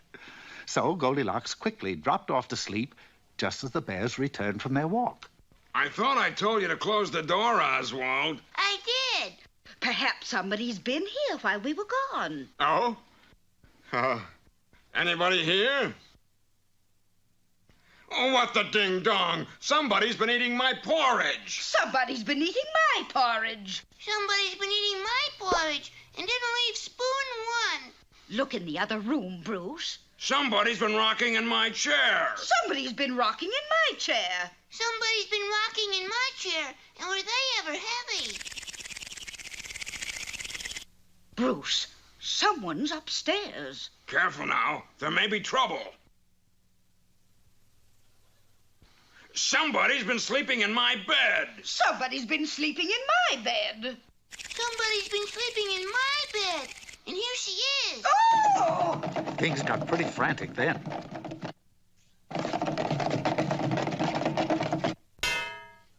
Until Goldilocks dashed out of the house and ran all the way home. Now, Bruce, she's only a peeple. She doesn't know any better. And I'll bet she sure learned a good lesson. Well, that was true. From that time on, Goldilocks was as careful as could be of everybody's things, even her own. So, of course, she lived happily ever after. And after a little house cleaning and mending, so did the 3 bears.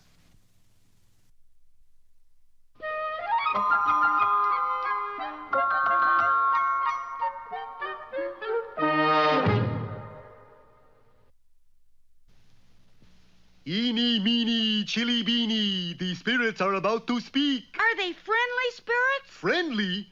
Just listen.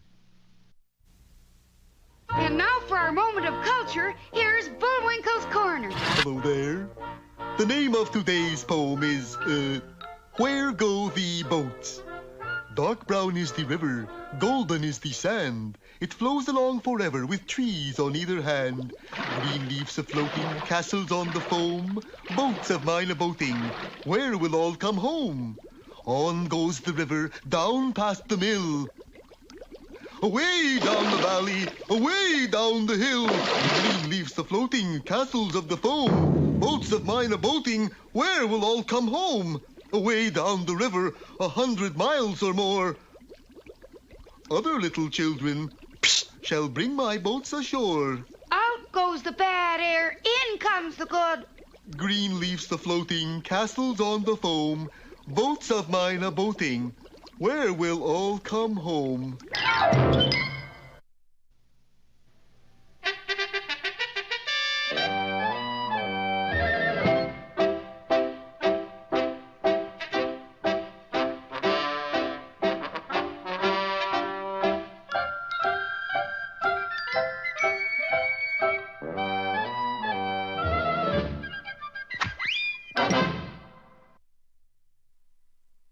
Hello, Peabody here. I believe that every dog should have a boy. That's why I adopted Sherman. Shall I set the Wayback Controls, Mr. Peabody? Yes, Sherman, you may set the Wayback Machine for the year 1875. And the place? Dodge City. Specifically, the Marshal's office. For today, we visit that legendary lawman, Wyatt Earp.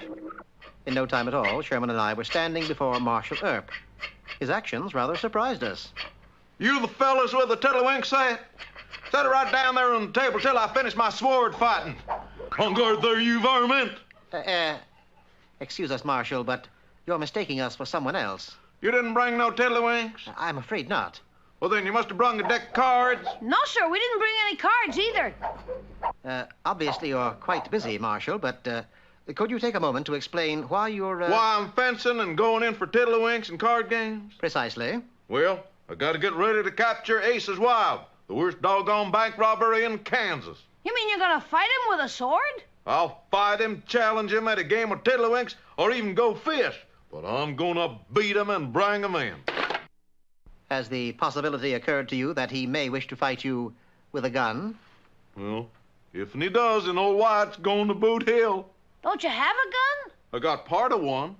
You see, after every gunfight, I always had a habit of carving a notch on my gun handle.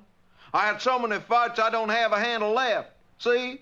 Every time I draw, I don't have nothing to grab on to. Why not buy another gun? Or at least a handle? Ain't none around. Them things are scarce out here. You fellas ain't got a gun you can lend me, have you? I'm afraid not. Well, if an aces don't want to play go fish, I guess I'm a goner. Suddenly, the door opened. Marshal, come quick. It's Ace's Wild. He just left the bank. Did he make a withdrawal or a deposit? A withdrawal. Took every darn cent there was. Well, this calls for a showdown. Follow me. And follow him we did. That is, until he misjudged his footing and... Please. He's out cold, Mr. Peabody. It's just as well, Sherman. Yeah, but who's gonna fight Ace's Wild? Belly up to the bar, boys. The drinks is on me. Well, you better vamoose pronto. Marshal Earp's sure shooting going to come looking for you. You know what I got for him?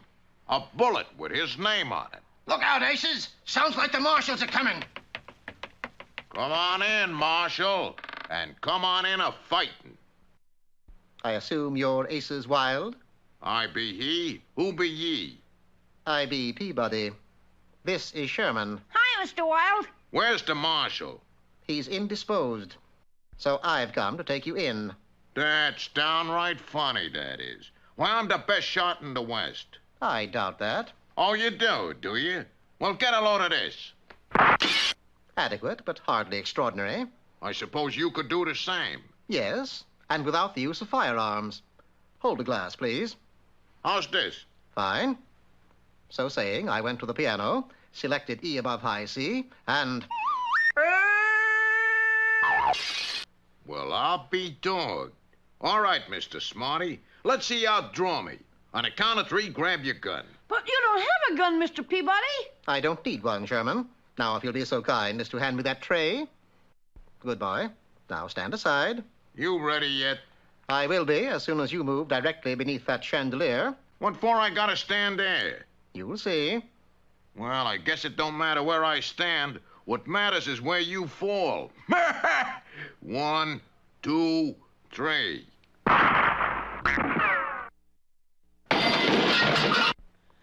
You did it, Mr. Peabody. You beat him. Of course. Without firing a shot. Naturally. And so, after escorting Aces to a jail cell, we said goodbye to Marshal Earp. Thanks again, Mr. Peabody. You too, Sherman. Adios. Golly, it sure is puzzling. What is, Sherman? Well, how Wyatt Earp got the reputation for being the fastest draw in the West. Oh, not so puzzling. Wyatt Earp was also an artist, you see, and he really did draw faster than anyone.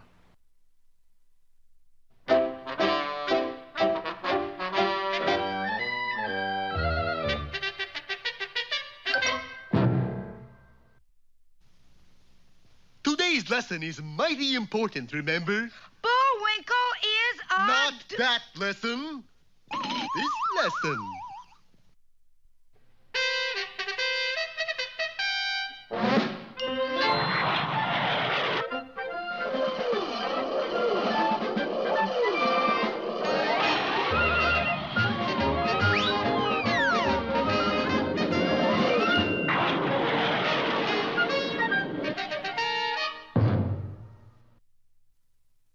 Last time you remember, Boris Badenov had captured Rocky and set him adrift in a balloon. The balloon was struck by lightning and plummeted down toward the ocean thousands of feet below. As the balloon fell, the plucky squirrel managed to work his way out of the basket and, spreading his arms and legs, began to glide toward the distant shore miles away.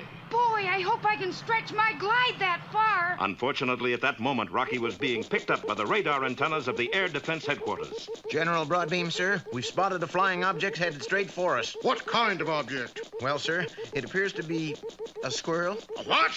Yes, sir. Probably a secret missile we don't know about. Well, we can't take chances. Shoot it down. And within seconds, huge batteries of weapons were leveled at Rocky and commenced fire. Holy smoke! They think I'm an enemy. Hey! Cut it out! I'm friendly. Look! I'm smiling. Oh, if there were just some way I could tell them who I am. Then the brainy squirrel got an idea and began to fly in a special pattern. Look, General, the object is spelling something out. Sure enough, the wily Rocky was using the smoke from the ack-ack burst to spell out letters, a kind of polka dot skywriting. What's it say, General? U.S. Cease firing! Don't harm a hair of his head. That is a U.S. taxpayer. We need every one of them we can get. So Rocky continued gliding toward the shore, this time with an honor escort of jet planes. Meanwhile, at Boris's house, the spy was pretending to throw a party in honor of the Moon Men, complete with paper hats and noisemakers, while Bullwinkle worked in the room above. Mind if I join you? In a corner of the room, Boris, who was really anxious to get rid of the Moon Men, was mixing up a bucket full of Mickey Fins. Oh, goody. Punch. Boris, if Moose ever drinks that, he will be asleep for weeks. And we won't get formula from him. Well, here's looking up your ancestors. At that moment, Rocky and his escort were flying just a few hundred feet above the house. I can make it now, fellas. Thanks a lot. And the squirrel headed down for Boris's hideout. Wait, a toast. Oh, sure. Gentlemen, the Queen. You said it. No. Now we must break glasses. But we ain't drunk the toast yet. In my country, you break glasses before you drink toast. Well, if you say so. But people must get pretty thirsty where you live. Now, I'd like to give a toast. Of course. Well, here's the crime. To crime? Of course, that was a toast that Boris and Natasha had to drink.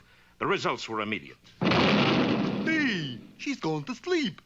You fellas don't feel sleepy? Nope. Not even little bitsy bit? Nope. That punch sort of peps you up.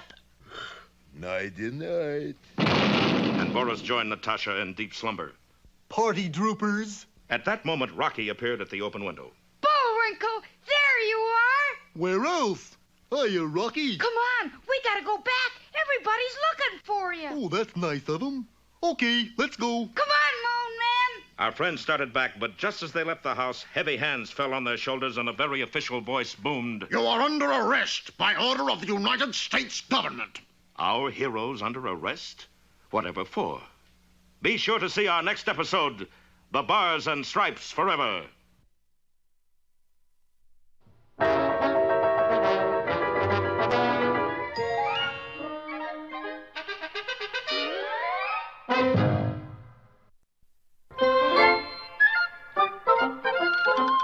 Well, it looks as if our time is just about run out. Mine must be a little slow. You got the credits, Bullwinkle? All on this itty-bitty card. Oop.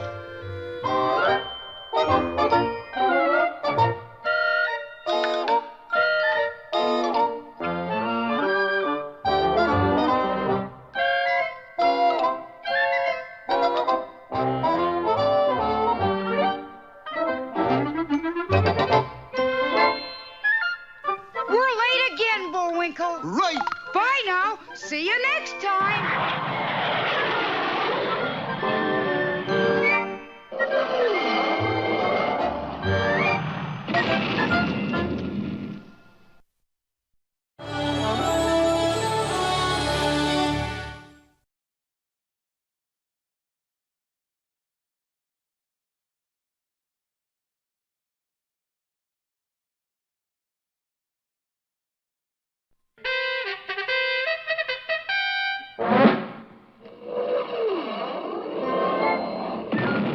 A thunder of jets in an open sky, a streak of gray, and a cheerful...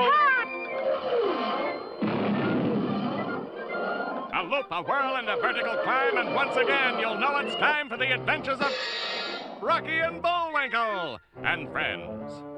Starring that supersonic speedster, Rocket J. Squirrel, with his pal Bullwinkle the Moose, and a host of others.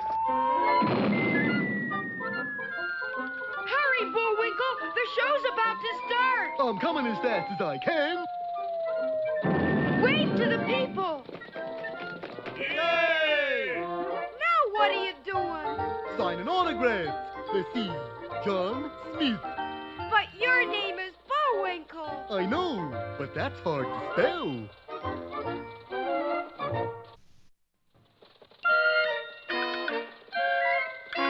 We're going to have a lot of fun. Come on and join us. Sure, there's always room for one more.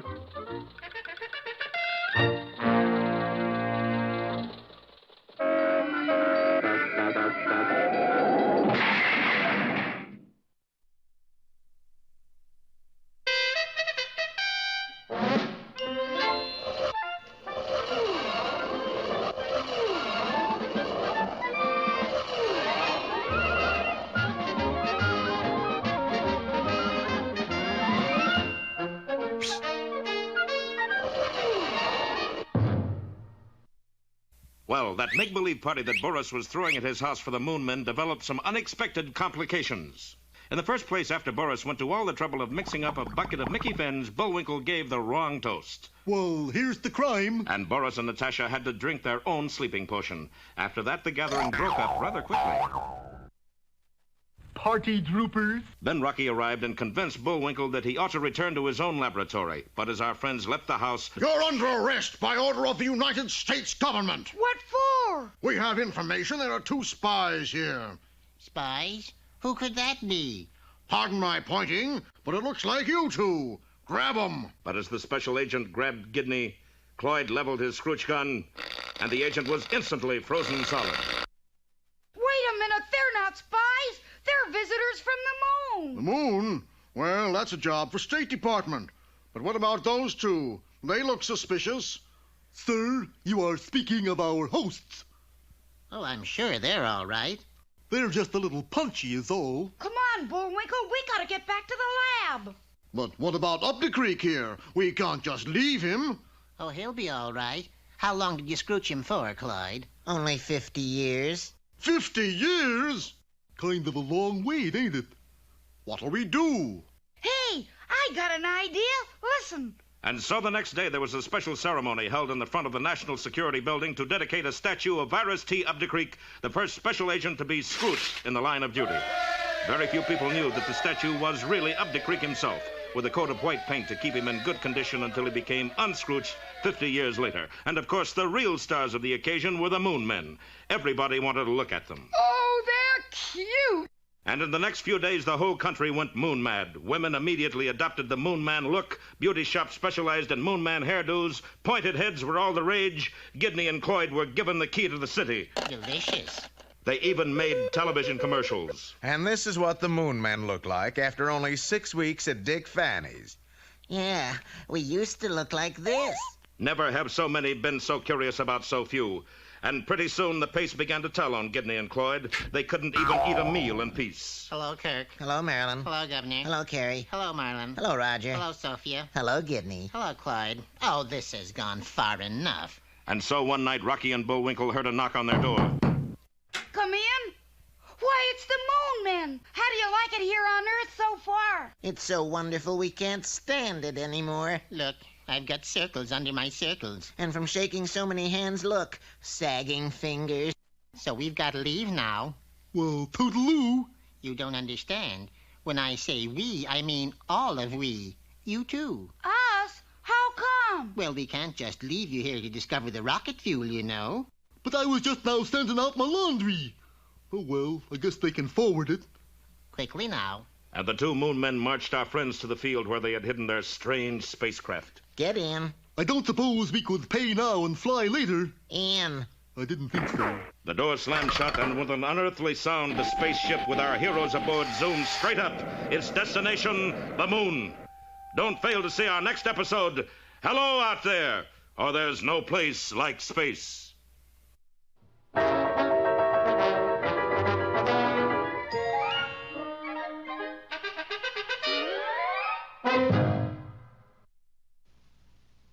now... Hey, Rocky, watch me pull a rabbit out of my hat. But that trick never works. This time for sure. Presto! Well, I'm getting close. And now it's time for another special feature.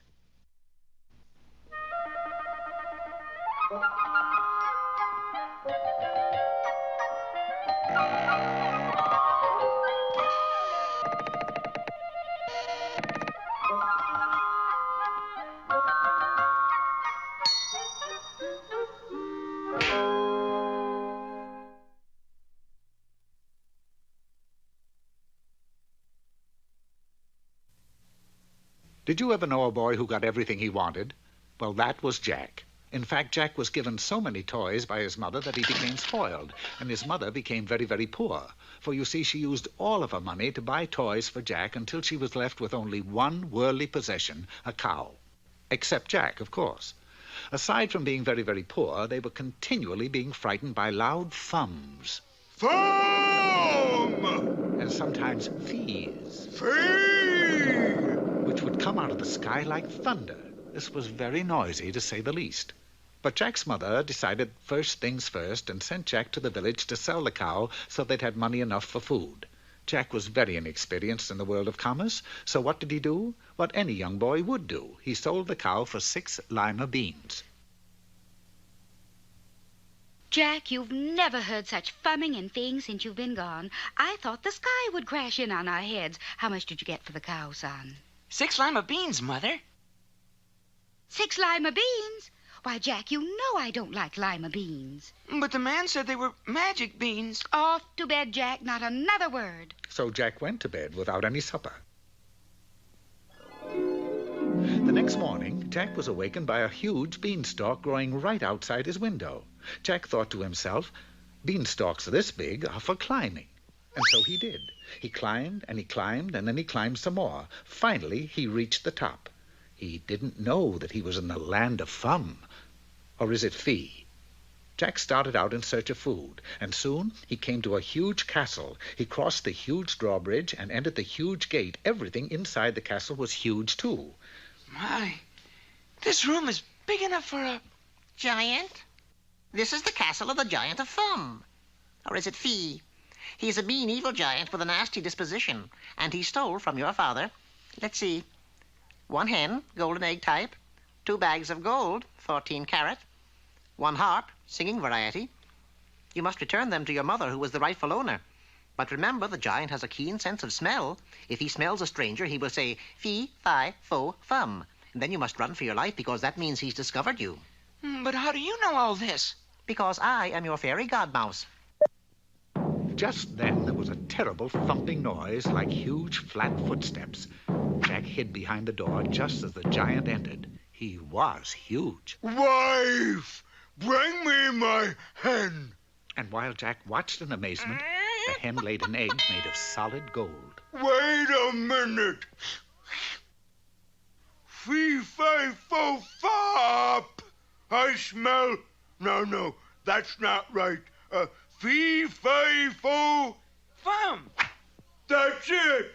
Fum. Fee-fo-fi-fum. But now I don't smell anything. So Jack returned the hen to his mother, and she seemed so delighted that the next day Jack returned to the castle. Wife, bring me my bag of gold. It was more gold than Jack knew there was in the world. Wait a minute. Fi-fo-fum, fee. No, dear, it's fee-fi-fo-fum. That's what I said. Fee-fi-fum-fo. Fum, stupid! Fee-fi-fo-fum! And as the giant and his wife argued, Jack slipped out of the door and was gone. He gave the gold to his mother. She seemed so delighted that the next day he was back in his hiding place. Wife, bring me my singing harp. One, two. Oh, when the saints go marching in, when the saints go marching in. Wait a minute. Fee-fi-fo... Fum! And for goodness sakes, hurry, I'm being stolen. Ooh, I'll give you such a fum. Oh, when the saints go marching in, when the saints go marching in, how I want to be in the number when the saints go marching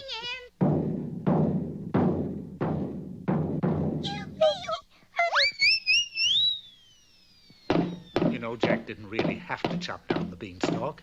For you see, the giant was so afraid of heights that when he looked over the edge, he was so frightened that from that day on, never again was heard a fum or even a feeble fee. Only foop or tweep. And Jack changed too, for he had learned that there was as much fun in giving as in receiving, and so everybody lived happily ever after, Jack and his mother and the cow. And the fairy godmouse.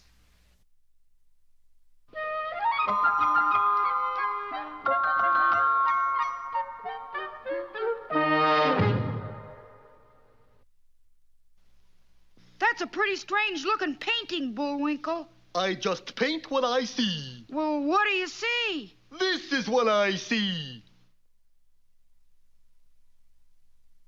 Now here's our own tribute to the arts, Bullwinkle's Corner. Hello there. Today's poem is called My Shadow. Okay, Rock. Thank you.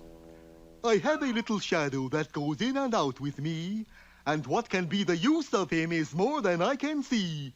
He stays so close behind me, he's a coward, you can see. I'd think shame to stick to Nursey like... Ooh! All right, wise guy, put him up, put him up! Any time a dang busted shadow gets flipped with me... Ooh! Okay, you've been asking for it. Well, I still got my secret weapon. Okay, Rocky, turn off the light. Oh, fiddle faddle. And now it's time for 5 or 6 baritone solos in the key of E. But... Ooh.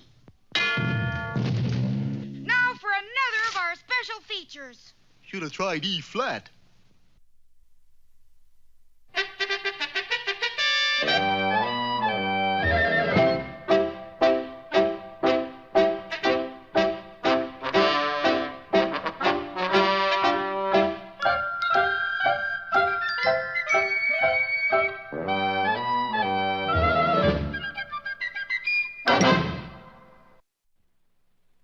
Hello, my name is Peabody.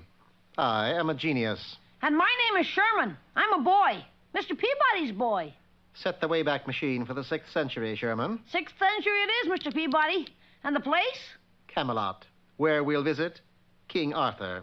The Wayback took us way back instantly to the foot of King Arthur's throne. At last you are here. Which of you is the doctor? Why, is someone ill, Your Majesty? Not yet, but there will be. There always is on Black Tuesday. Black Tuesday, sire? Yes. Once a year, merry old England breaks out in a rash of plagues and floods. It always happens on a Tuesday. And you couldn't very well call it White Tuesday, could you? Have there been any disasters yet? Oh, yes, all sorts. Such as? Well, take us, for instance, my singing sword. Looks all right to me. Well, it may look as all right, but today it singeth flat. What else has gone wrong, Your Highness? There's Merlin the magician. 1 hour ago, he developed a case of amnesia. Abra. Oh, I wish I could recall how the rest of that goes. You see, one calamity after another. And who knows what's next? We soon found out. Sire, we are doomed! Camelot is doomed! Of course we are, dear boy. It's Black Tuesday. It's the drawbridge, sire! There's a dragon down there! A glance through the castle window confirmed the unusual report. This, then, is it. Why not fight the dragon? Yes, but what with? What about your knights? Restless, lad, restless. Can't sleep a wink. Sherman is referring to the armored type of knight, Your Majesty. You know, Galahad, Lancelot. Oh, them. Yes, that's a good idea. Summon my knights. Quickly, the drawbridge was lowered. But unfortunately, most of Arthur's knights had taken a shower with their armor on. Rust! It is the thing we feareth most. However, one solitary knight chose that moment to return from a quest. I am Arthur's most valiant knights around. Begone, O dragon, or I shall runneth you through. But instead of departing, the dragon merely sent a scorching sheet of fire. Gadzooks, I've been barbecued. Infuriated, the king drew his singing sword. Out of tune or not, Excalibur and I will cut the beast to ribbons. But the only thing he cut was a bell cord. Well, Mr. Peabody, what now? It would seem, Sherman, as though the responsibility is ours. Yeah, but how do you handle a dragon? Preferably with asbestos gloves. Wasting not a second, we crossed the drawbridge and confronted the huge monster. We don't have any weapons, Mr. Peabody. We don't need any. Now, if you'll empty your pockets, remove the contents and place them on the ground. I don't get it. The dragon will, my boy. Ah, that's what I was looking for. I believe you call this... Bubble gum. Double bubble gum. Yes. Now we shall leave the bubble gum here and return to the castle. Do you think the dragon will let us? Like anyone else, dragons are curious. No sooner had we left the scene than the dragon had inspected the bubble gum, decided it was edible, and quickly chewed it. I still don't understand. Watch. We've been quite patient with you, and so I suggest you return to your home, or else we'll be forced to resort to violence. Look out, Mr. Peabody! He's going to breathe fire on you! You forget the bubble gum. And so, as the dragon sank slowly in the west, Sherman and I returned to Arthur's throne. Magnificent display of courage. I would knighteth you both if we weren't so busy with the termites. Now it's termites, sire? Look. Before our very eyes, a square, massive table was partially consumed. This is terrible, Mr. Peabody. I don't know. Think of it this way. If it weren't for the termites, King Arthur and his knights might never have had a round table.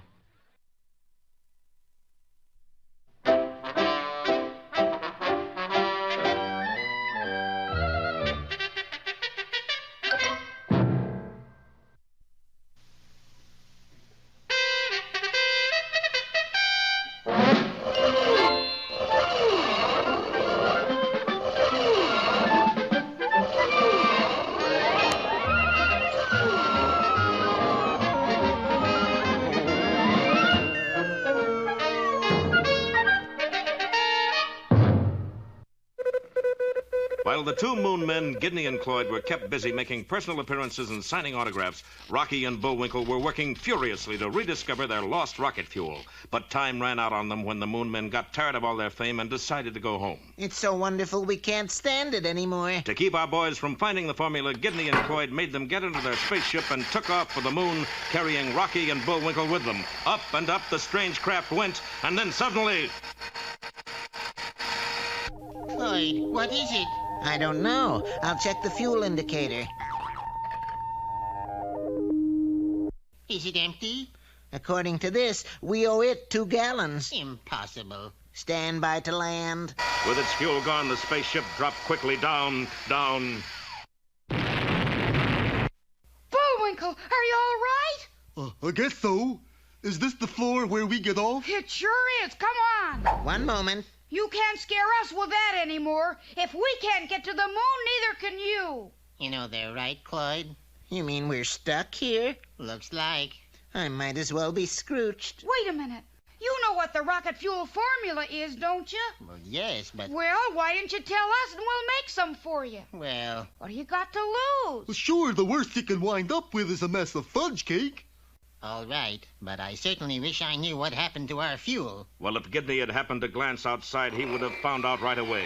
For 2 familiar figures were scurrying off, carrying between them the fuel tank which they had removed from the Moon men's ship. Well, Boris, we have done it again. I certainly have. We still don't have the formula. Who needs it? We got tank of the fuel itself. Now let's check timetable to see what time leaves next submarine. Meanwhile, back in the disabled spaceship, Rocky had just finished reading the formula for the rocket fuel. Well, we can get all the ingredients, I think, except this one. What's that? Mooseberry juice. Mooseberry juice? Heck, that's easy. Oh, not as easy as all that. There's only one place in your whole country where it grows. Where's that? Near a little town called Frostbite Falls. Frostbite Falls? You know it? Know it? It's our hometown. Yup, right here in Minnesota. Bullwinkle, that's Florida. Well, if they're going to keep adding states all the time, they can't expect me to keep up. Minnesota's up here. Where's Frostbite Falls? I don't see it. What's the population? 23? Here, better use this microscope. And while Bullwinkle searched for the location of the country's only mooseberry patch, Boris and Natasha were sitting in a rowboat a couple of miles offshore. Keep your eyes open, Natasha. The submarine should be surfacing any minute. But, darling, how can I see in all this fog? You should have eyes like mine, Natasha. They don't miss one teensy-tiny little thing. Big things, yes, but little things, no. All right, you two, get below. It's all yours. You're not coming? You're leaving, he's leaving, I'm staying. Somebody's got to mind the store. And so the 2 spies carefully stowed the explosive rocket fuel and headed the midget submarine across the ocean toward its sinister destination. While our friends were still figuring out how to get to Frostbite Falls, be sure to see our next episode, A Creep in the Deep, or Will Success Spoil Boris Badenov?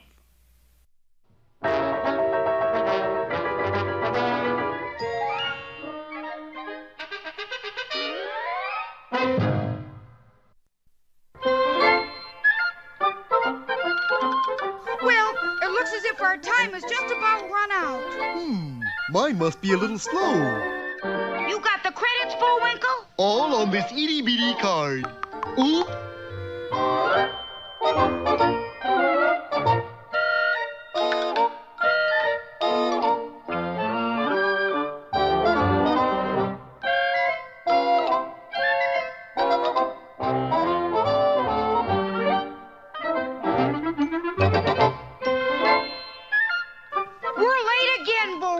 Right. Bye now. See you next time.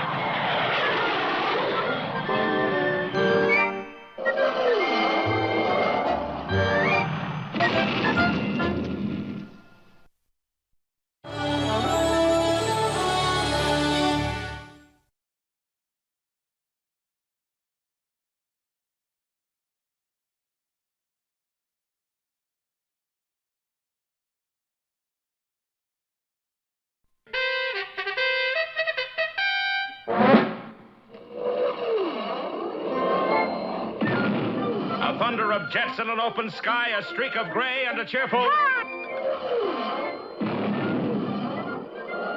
loop, a whirl, and a vertical climb, and once again, you'll know it's time for the adventures of Rocky and Bullwinkle and friends.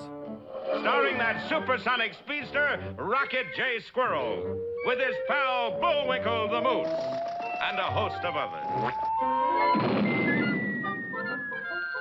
Hurry, Bullwinkle! The show's about to start! I'm coming as fast as I can.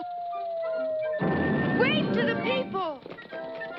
Yay! Now what are you doing? Signing autographs. Let's see. John Smith. But your name is Bullwinkle. I know, but that's hard to spell.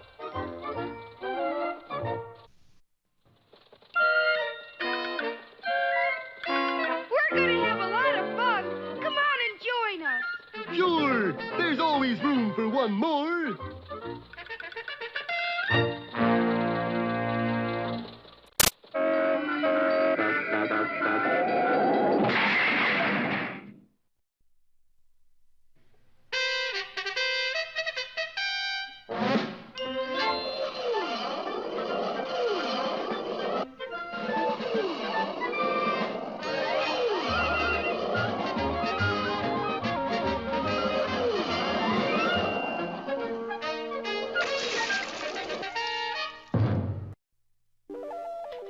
Last time you remember, Boris and Natasha, those two no-goodniks, stole the secret rocket fuel right off the Minn spaceship, took it aboard a submarine, and headed off across the ocean. In the meantime, Rocky had convinced the Minn to show him their formula. We can get all these ingredients, I think, except this one. The exception was mooseberry juice, made from the berry of a bush that grew in only one place in the whole country. Near a little place called Frostbite Falls. The boys were delighted to hear this, for Frostbite Falls, Minnesota was their hometown. Quickly, they started making plans to get the mooseberry juice. But on the submarine, Boris wasn't as cheerful as he could have been. Boris, darling, why so sad? I got feeling there is something I forgot. What could it was? I don't know, but something. Cheer up, darling. When we get back, you will get big medal. Medals I got for burning down orphanage, for kicking small dogs, for taking candy from babies. Who needs medals? But still is great day. You're right, Natasha. Send radiogram to Central Control. Ready? Ready. Quote. Got it. Unquote. For same money, you get 8 more words. Okay. Add this. He he he he he he he he. Signed, Boris. Now, what was it I forgot? So Natasha sent a message, and an answer came right back. You fool. Is for you. Go back and kill moose. Oh, that's what I forgot. But how can we? It's easy, I'm afraid. We put on breathing apparatus, put sub on automatic pilot, and bail out. Geronimo! And while the two spies swam back toward shore, the submarine bearing its precious cargo continued on its way across the ocean. Back in Washington, our heroes were having a rough time getting underway. I'm sorry, sir, but we have no flights to Frostbite Falls, if there is such a place. Oh, yes, we had a train to Frostbite Falls, but they took the tracks up in 1903. We can't help you. The only road into Frostbite Falls is just a cow path. What are we going to do? Time is too important. I know. We'll rent a private plane. Come on, Bullwinkle. We're going to the airport. And in a little while, our boys were talking to the owner of a flying service. Here, let's see, that'll run you just about $1,000. $1,000 just to get to Frostbite Falls? You could buy the place for $8 cash. Gee, Bullwinkle, what we need is a good cut-rate pilot. Gentlemen, allow me to introduce myself. Ace Rickenboris at your service. Mein card. Ace Rickenboris, by air, anywhere. Fly now, pray later. Is misprint. Haven't I seen your face somewhere before? Of course you have. He's on every $3 bill the government makes. I've never seen a $3 bill. Boh, it's my fault you're poor? Come on, do you want to go or not? How much will it cost to take us to Frostbite Falls? You want round trip? Got any square ones? Round trip costs, how much you got? Well, altogether, about 85 cents. Yeah, you lucky kid. Today only special price, 85 cents. Swell! Ready, Bullwinkle? The sooner the quicker. Then let's go. Oh, Miss Callahan. You called, Ace? Who's she? The stewardess, I guess. Okay, all aboard for Frostbite Falls. Please, fasten your seat belts. Well, the wily Boris had done it again. For although our heroes didn't know it, they were only one-way belts, and they were now locked in their seats. Don't miss our next exciting episode, Ace is Wild or the Flying Casket.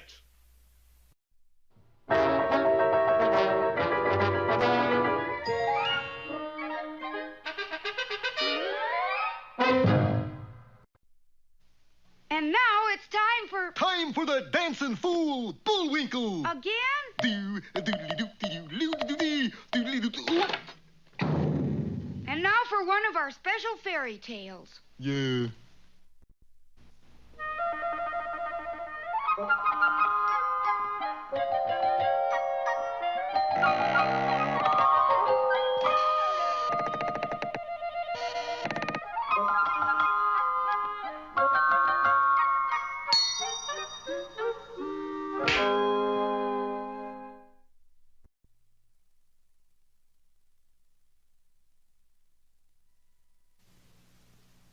Once upon a time, in the little town of Daniels on the Rocks, there lived a beauty and a beast. Oh, I'm not really a beast. Actually, I'm a prince. But I'm all fussed up like this because of witchcraft. Please.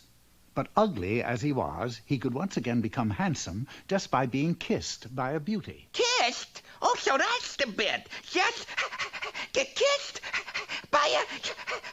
Man, it's not as easy as it sounds.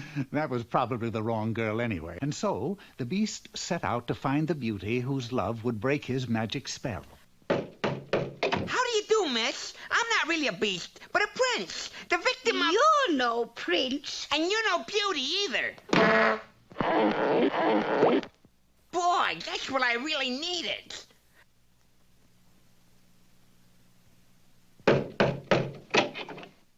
Hello, you gorgeous thing. I'm not really a beast, but a prince. The victim of...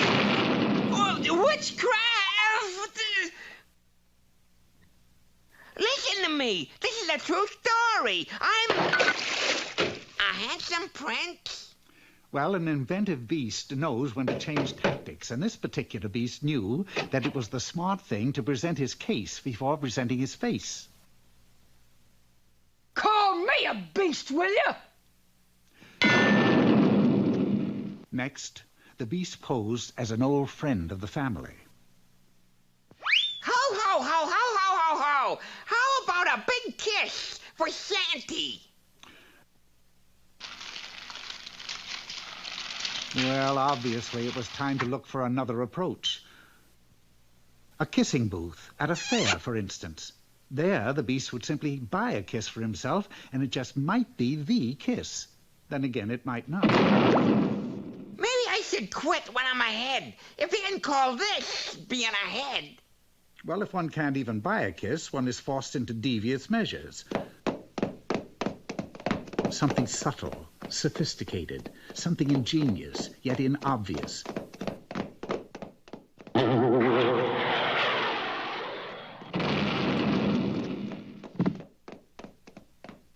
Fortunately for the beast, there was a wedding taking place in a nearby garden. A natural. The beast simply had to stand in line with the other guests and kiss the bride. This is it. I feel more handsome already. I would like to say a few words about... Stop that dancing up there. Another day, another ugly. But wait, what is this? A fair maid in yon balcony. Romeo, Romeo, wherefore art thou?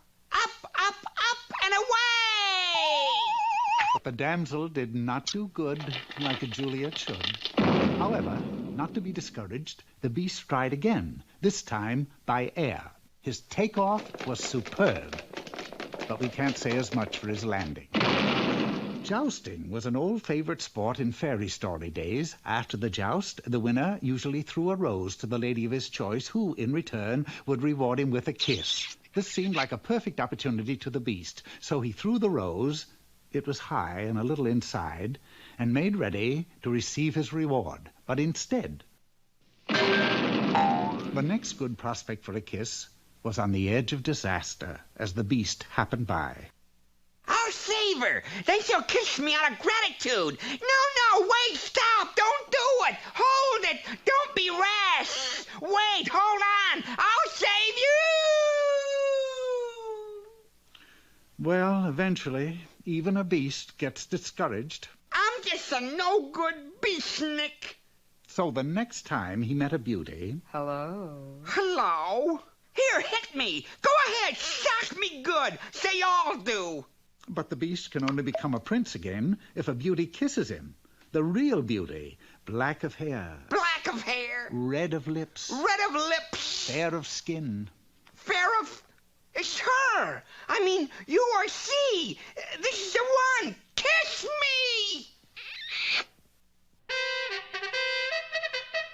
Better try again, baby. That one didn't take.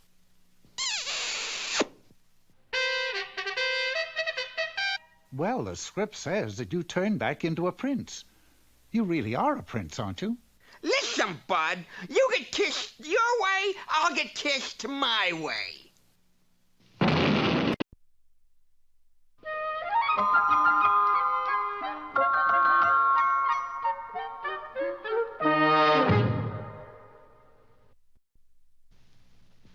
Eeny, meeny, chilly beany, the spirits are about to speak. Are they friendly spirits? Friendly? Just listen. And now another treat for all you poetry lovers. Bullwinkle's Corner. Hello there, cat fanciers. Today's poem is that soul-stirring classic, I Love Little Pussy. Where's the pussycat, Rock? Over there, but it's not really. Poem. I love little pussy. Her coat is so warm. And if I don't hurt her, she'll do. No, Rock, this is a tiger. I know. The pet store made a mistake. So I'll not pull her tail or drive her away. But Pussy and I very gently will play. Bullwinkle, what are you doing up here? I'm looking from a poetry book. Why, look up here. You lost it down there. Yeah, but up here the light's better. And now... Hey, Rocky, watch me pull a rabbit out of my hat. See? Nothing up my sleeve. Presto! Wrong hat. And now it's time to meet Mr. Peabody.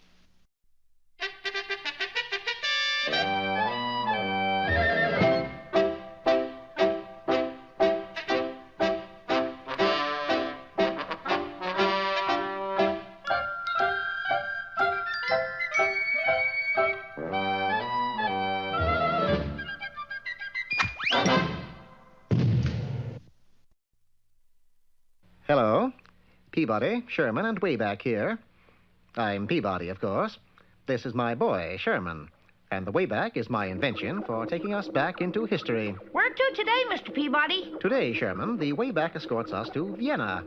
The year is 1824, and we'll meet that immortal composer, Franz Schubert. An instant later, Sherman and I were standing in Schubert's study. He seemed to be in a generous mood. Here, take this, and this. Well, thanks, Mr. Schubert, but... Tut, my lad. Now just take that music to the conservatory. I've work to do. Golly, Mr. Peabody, he thinks I'm a delivery boy. Forgive the interruption, Mr. Schubert, but... Please, can't you see I'm busy? But you've made a mistake. I know it, but what can I do? But we didn't come to pick up your music. Please carry the manuscripts to the... You didn't what? Oh, do forgive me. I made a dreadful boo-boo. Obviously, you're quite upset. And with good reason. Tonight is the premiere of my new symphony. No wonder you're excited. That isn't the reason. You see, due to some bad luck, I was unable to finish the symphony. Oh, well, I suppose I could call it the unfinished symphony. I like that. Why haven't you finished it? Headache? No, piano. I lost it. Yes, in one corner, all that remained was a faint but unmistakable imprint. I've looked in the basement, the kitchen, even out in the patio, but the piano's disappeared. Pianos just don't disappear, Mr. Schubert. More than likely, it's been stolen. And it went that way. Thanks to Sherman's keen eyesight, the trail was uncovered. Good heavens! Why would anyone want to steal my piano? Don't you worry, Mr. Schubert. We'll find it. Due to the weight of the instrument, the trail was an easy one to follow. That is, until we came to a river. No more tracks. No more tracks. Do we give up, Mr. Peabody? I never give up. Shortly thereafter, we informed the Vienna police of the robbery. Now, would you please describe the missing article? Yes. Well, it's rather large, black, has legs, and keys. 88 of them, to be precise. Legs? Keys. Was there anything unusual about the piano? Outside of the fact that it was stolen, no. Preferring to let the police do the legwork, Sherman and I waited outside the station, and the police did get results. They brought in an organ grinder, a string trio, and one economy-sized symphony orchestra, but no piano. Are you sure you gave us the right description? Positive. Well, I think it's hopeless. I finally agreed with the police that the case was indeed hopeless, as long as they were on it, at any rate. We related our experience to Schubert. Well, that's show business for you. I'm glad to see you're taking it so well. By the way, Mr. Schubert. Yes? I assume you practice a great deal? Oh, until today, yes. Practice during the day, do you? Mostly. Mm-hmm. Now tell me this. Are you on friendly terms with your neighbors? Well, there's only one. Fella across the street. Works as a night watchman. Suddenly the whole thing was clear.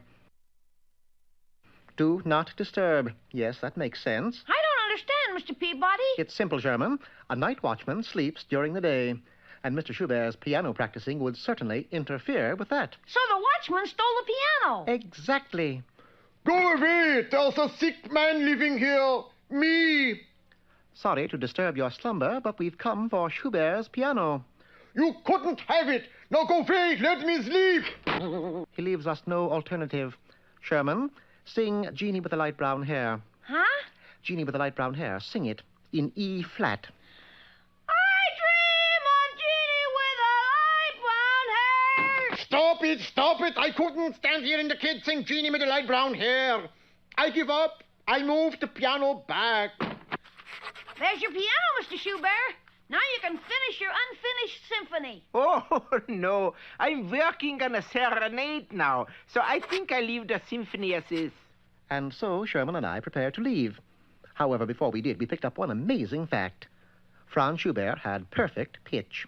Matter of fact, that afternoon, in back of his home, he pitched a no-hitter for the Vienna Little League.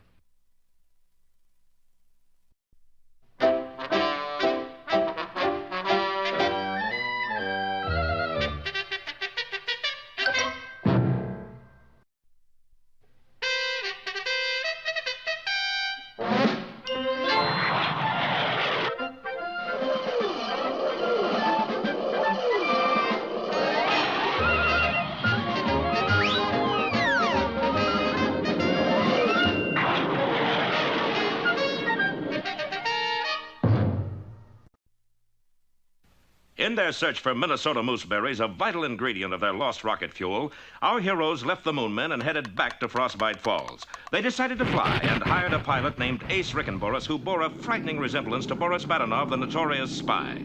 The stewardess on the plane was named Miss Callahan, but sounded very much like Natasha Fatale, Boris's partner. Fasten your seatbelts, please. I take a size 36. Don't worry. This will fit you perfectly. The boys didn't know it, but those were one-way seatbelts, and they were now fastened in their seats permanently. Good evening, everyone. This is your Captain Ace Rickenboris speaking.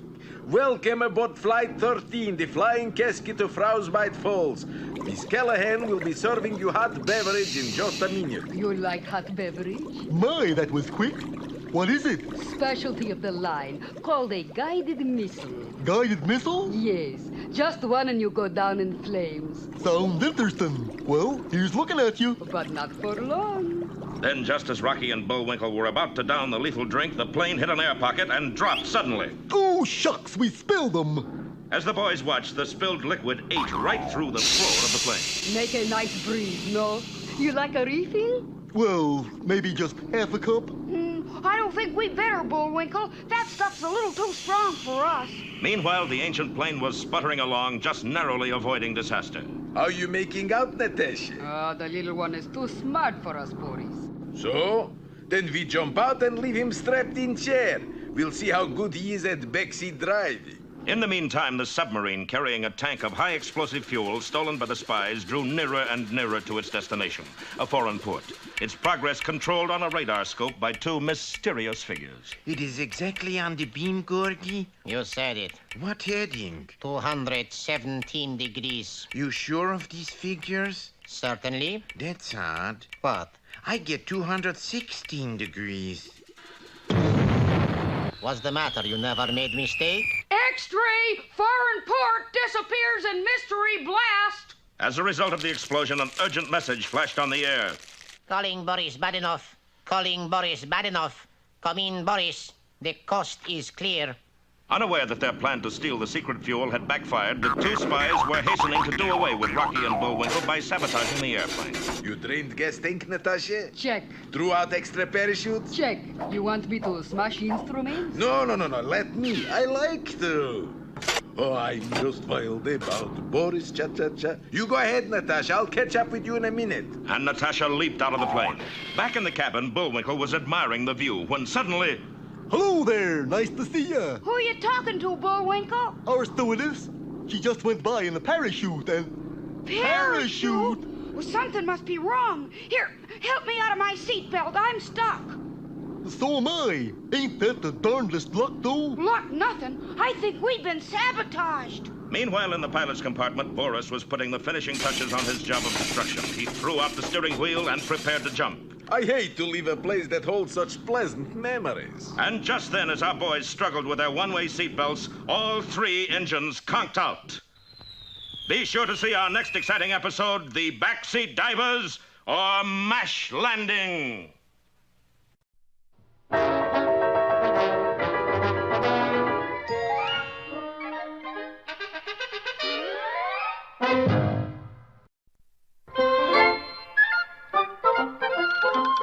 Well, it looks as if our time is just about run out.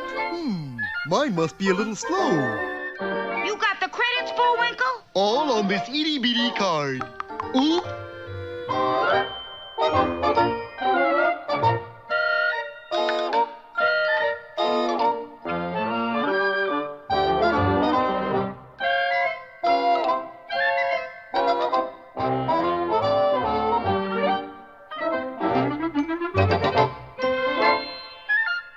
We're late again, Bullwinkle. Right.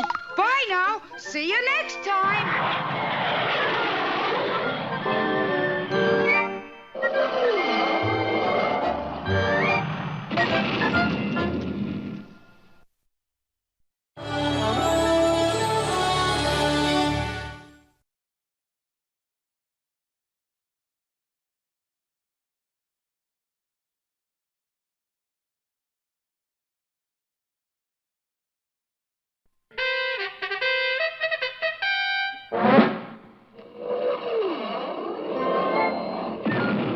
A thunder of jets in an open sky, a streak of gray, and a cheerful...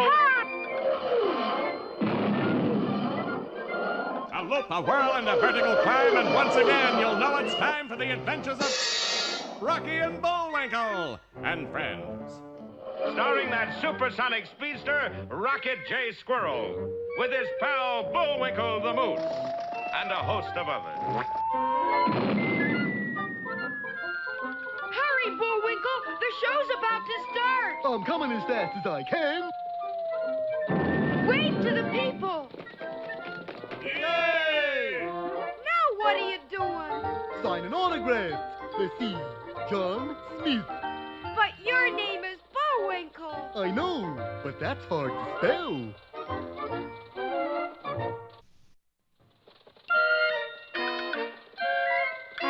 We're going to have a lot of fun. Come on and join us. Sure, there's always room for one more.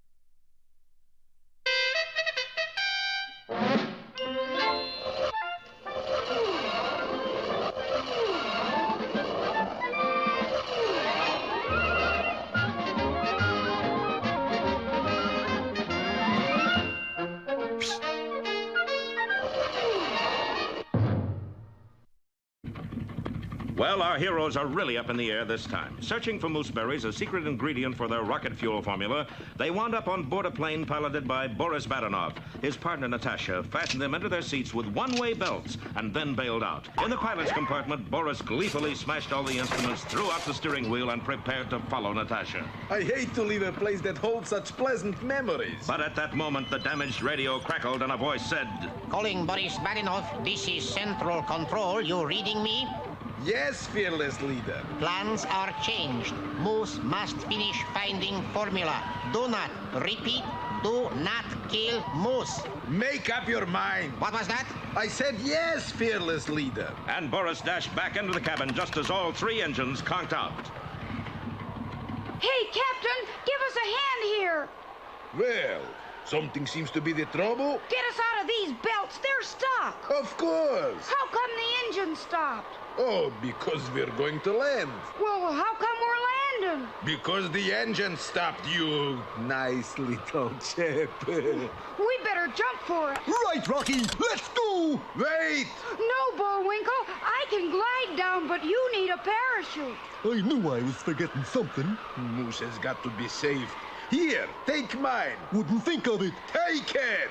I insist. Well, thanks. Come on, Bullwinkle. You're sure you don't need it? No, we got lots of others that I just threw overboard. Oh, Boris, why didn't you become violinist like Mama wanted? And while our heroes floated earthward, the plane bearing Boris sank lower and lower. And finally came to rest on a tall tree. The tree was already occupied. Oh, there you are, darling. I thought you'd never get here. Me too. Hello up there. You all right, Ace? Certainly. We always land this way. It saves wear and tear on the wheels. A short time later, after our boys had rescued the two spies from their precarious perch. Ace, I think you and Miss Callahan better head back for town while Bullwinkle and I push on to... To where? Never mind. He's just a little too curious to suit me, Bullwinkle. Curious? He's downright odd. Quickly, Natasha. We must follow them. And the two spies began trailing our boys through the woods. Let's see now. As I remember, Mooseberry Island is right this way. Yup, there it is. But look! Well, this was a fine how have you been. Mooseberry Island was surrounded by barbed wire and warning signs. Keep out Mooseberry Blight. Quarantine. Gee, the whole island's off limits. Well, there must be one healthy bush on that island. But how do we get to it? Well, little barbed wire isn't going to stop Bullwinkle J. Moose. I got a scheme. Quickly, Bullwinkle outlined his plan. He would enter the water above the island, swim with the current till he reached it, find a healthy bush, and then swim back below the island. Now you're sure it'll work, Bullwinkle. Of course it will. I've thought of every little thing. Except one. What's that? I can't swim! And Bullwinkle was carried off by the swift current. Unfortunately, there was another thing that he hadn't figured on. Right below Mooseberry Island was deadly thundering falls. And before Rocky could move, Bullwinkle was swept over the edge. Be with us next time for Bullwinkle's Water Follies or Antlers Away.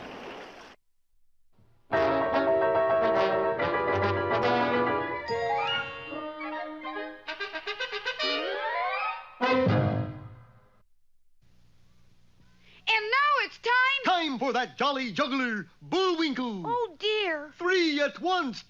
1, 2. And now here's a feature you're sure to like. 3.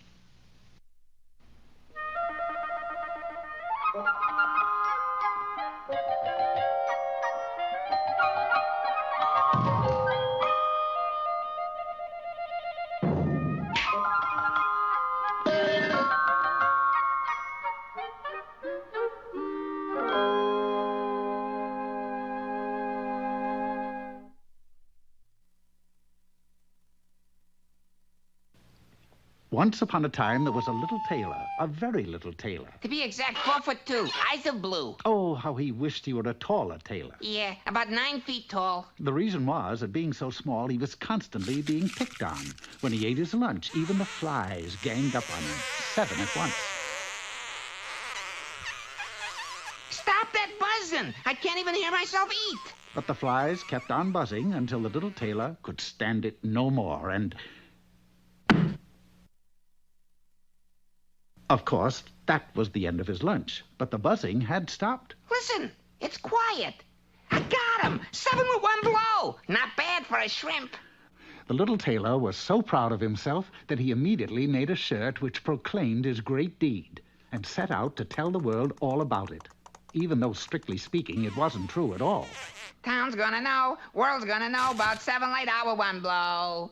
2 and 2 plus 1 add 2. Town's gonna know, world's gonna know about 7 late hour 1 blow. The little tailor left the town to boast to the whole world of his achievement. Along the way, he discovered a bird caught in a bush. he freed the little bird I killed 7 with one blow. Yeah. and put it in his pocket. Before very long, he came to a wood, and seated on a tree stump was a giant.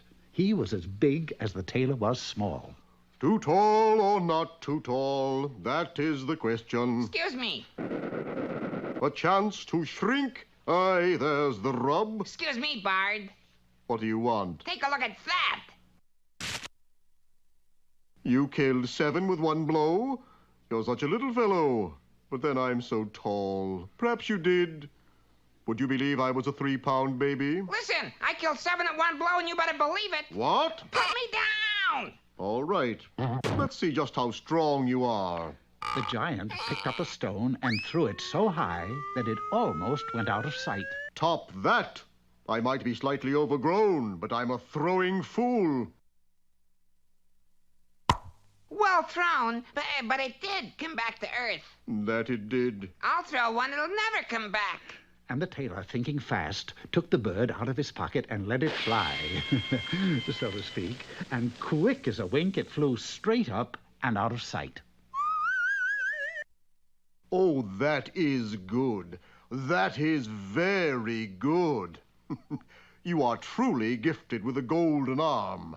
Let us be friends. And so they became fast friends. You know, I have a feeling, Giant. My name is Ralph. Well, I have a feeling, Ralph, that we're going to come to an enchanted castle. And in this castle lives a beautiful princess who will become my bride after I perform 3 tasks. Little tailor, you are out of your mind. But just then an enchanted castle did appear. Oh, dear me. You there in the T-shirt. Stay where you are. I have a task to pick with you. My goodness. Not only have you killed 7, but you've captured 1 alive. Well, he didn't. I mean, I'm not... Shh! Don't be rude, Ralph. For taming this creature... Creature? You shall indeed marry my daughter, after you have performed 1 task. See, you were wrong. You said 3 tasks. Well, it usually is 3 tasks, but since no one has ever come back from the first one, I've forgotten the other 2. Well, didn't they have something to do... Ralph! What is the 1 task you want performed, Your Majesty? In the wood lives a unicorn. You must capture it. So the little tailor and Ralph set out for the wood. They proceeded very quietly. There it is! The unicorn! This way, this way! That way, head it off! I got it, I got it! That's me you got! There it goes! So eventually it was Ralph and not the tailor who caught the unicorn. And do you know what? It wasn't a unicorn at all, but the king's daughter and the most beautiful princess you ever saw. She was, however, a little tall for the tailor. Would you believe I was a 3-pound baby? And so Ralph and the princess were married and lived happily ever after. Oh, and what happened to the little tailor? Well, he stopped his boasting, he went back to his town and became a very good tailor indeed. Then one day, he met a lovely girl who was also 4 feet 2. Would you believe I was a 16-pound baby? And the little tailor married her and was perfectly happy and content. The motto is, you don't have to be 9 feet tall to feel 9 feet tall.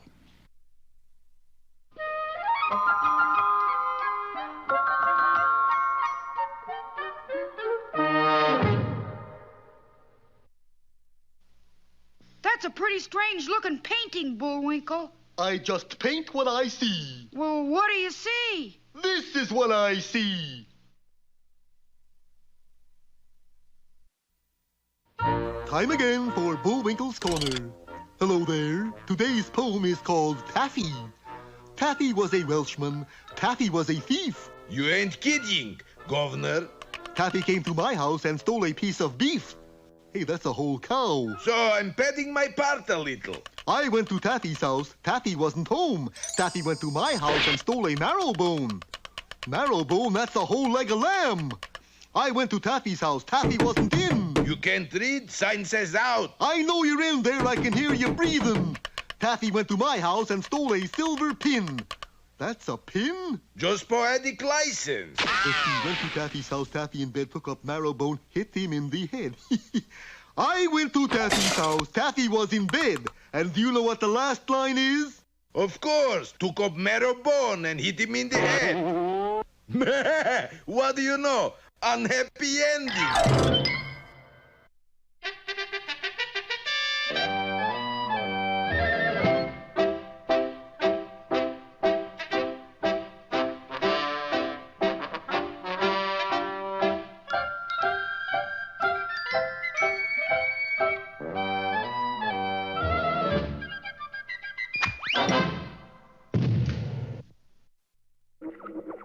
Hello out there. Peabody again. And today we set our sights on the year 1493. The place, Mr. Peabody? Rome, where we'll meet history's most infamous bartender, Lucretia Borgia. In a trice, the Wayback Machine escorted us from my penthouse apartment to the castle of the Lord of Pesaro, Lucretia Borgia's second husband. We found his lordship munching on the leg of a chair. Delicious. Absolutely delicious. Pardon us, Your Grace, but why are you eating that chair? Because I'm hungry. But why the chair? Well, for one thing, it happens to be the only edible piece of furniture in this room. Hey, you see this? Yesterday was a piano. Wouldn't you rather eat a nice, juicy steak? The last person to eat a steak in this castle was Lucretia's first husband. He's dead, you know. We're quite familiar with your wife's reputation. Yeah, one might say she's a poison. But I love her anyway. You realize, of course, what a diet of furniture can lead to. Probably a divorce. But as long as my wife handles food and drinks, I must abstain from normal eating habits. Either of you care for a caster? Thank you, no. Yes, I only wish there was someone who could help me. There is. Who? Mr. Peabody. He can do anything. Sherman is prejudiced, Your Grace. Prejudiced, but absolutely correct. That night we joined his lordship at dinner. Hey, Lucretia, she's gonna be down in a minute. Remember, if you value your life, don't eat or drink. By the way, do either of you carry a Blue Cross? Before we could answer, the door swung wide, and there stood Lucretia. It had to be her. She was carrying a decanter of hemlock. Good evening, dear husband. Ah, I see we have a guest. Yes, my love. How nice. Gentlemen, I propose a toast. To your health. Without raising suspicion, we managed to empty our glasses in a nearby plant. A nearby dead plant. I hope you enjoyed the meal. I prepared it myself. Oh? What happened to the cook? Stomach trouble. As usual, you done it again, Lucretia. This food looks delicious. You may find it needs a dash of salt. Oh, yes, salt.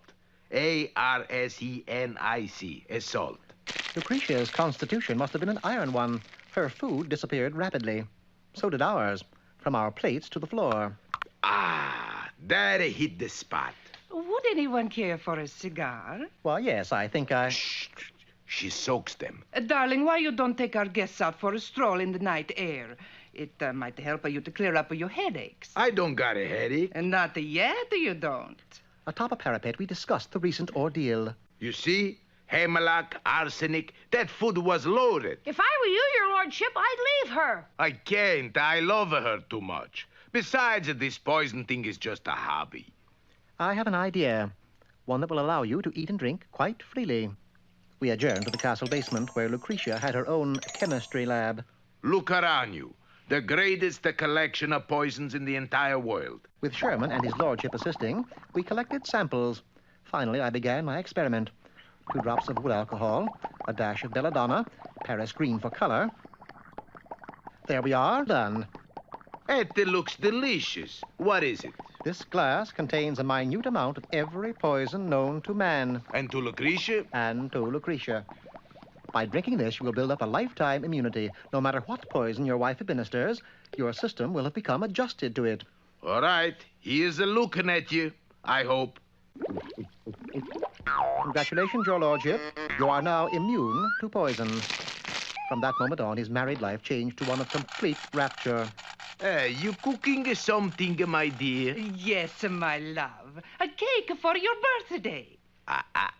Not enough strychnine. You know I like my strychnine. Oh, sorry, my pet. I keep forgetting. Well, Sherman, I think our visit has ended. There's just one thing, Mr. Peabody. And that is? The servants around here. They're not immune to Lucretia's poison. True, but if you'll notice, they go about the castle wearing a plaster patch over their mouths. That way they don't eat, drink, or speak. In fact, Sherman, This may surprise you, but that's how the silent butler came to be.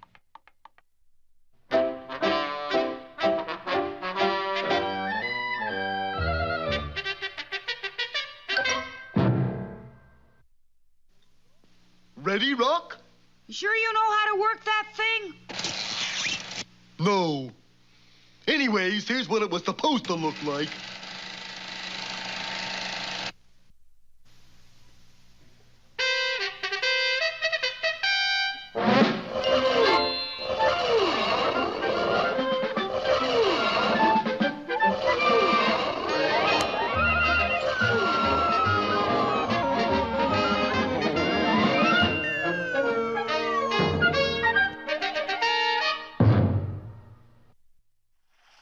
Well, disaster has dogged the footsteps of our heroes in their search for mooseberries, the missing ingredient for their rocket fuel. First of all, they found that the one mooseberry bush was strictly off limits due to the mooseberry blight. And then finally, Bullwinkle's clever plan to make a swimming raid on the island went slightly awry when he neglected just one little detail.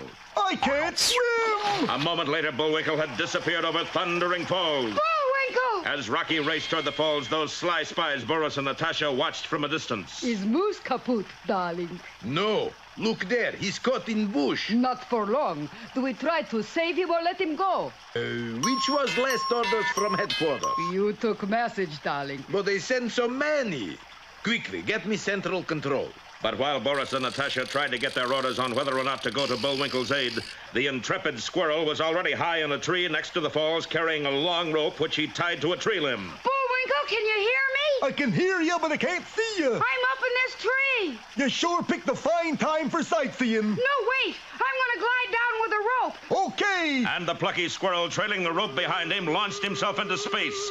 Down he zoomed across the face of Thundering Falls and right to Bullwinkle. Nice flying, Rock. But at that instant, the bush tore loose. Hang on, Bullwinkle. And with great exertion of mighty moose muscle, Bullwinkle did hang on, as he, Rocky, and the bush swung back to the safety of the shore. Made it. Were you scared, Bullwinkle? Shucks, no. I was as cute as a cucumber, Rocky. Bullwinkle, I'm over here. That's the bush you're talking to. Imagine me not knowing my best friend from a mooseberry bush. Bullwinkle? Say that again. All right.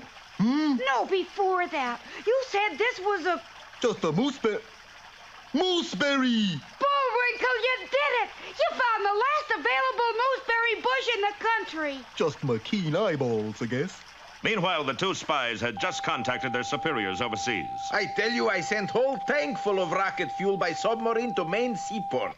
Well, now it's missing. The tank or the rocket fuel? The seaport. Oh, so now I kill moose, right? No, you idiot. Get the formula and return home. We got special reception planned for you. Okay, over and out.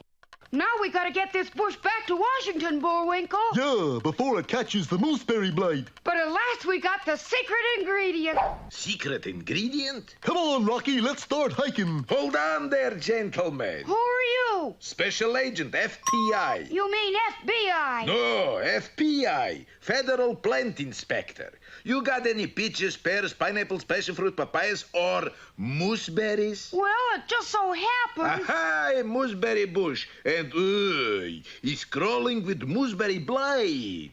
It is? This plant must be sprayed right away, quick. Now, wait a minute, you can't... There's no charge. Oh, that's all right, then. So the inspector sprayed and sprayed until not a thing could be seen. And when the cloud cleared away, both the bush and the inspector were gone. Boy, that's what I call a powerful spray. Well, what has happened to our mooseberry bush? And does this mean failure to our friends? Heck no! We're the heroes. Don't miss our next episode, The Inspector Detectors, or A Kick in the Plants. Well,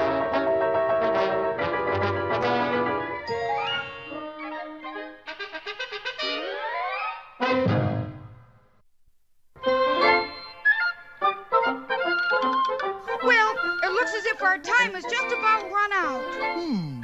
Mine must be a little slow. You got the credits, Bullwinkle? All on this itty-bitty card. Oop.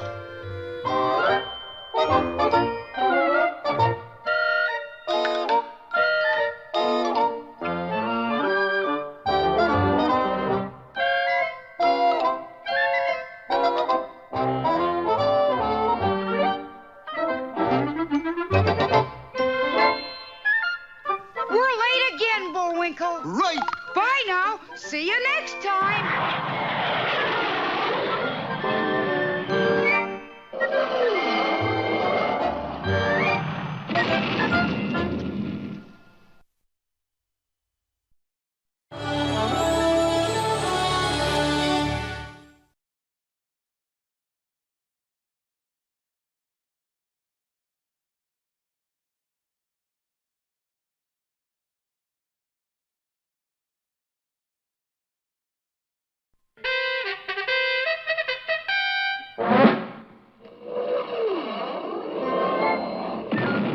A thunder of jets in an open sky, a streak of gray, and a cheerful...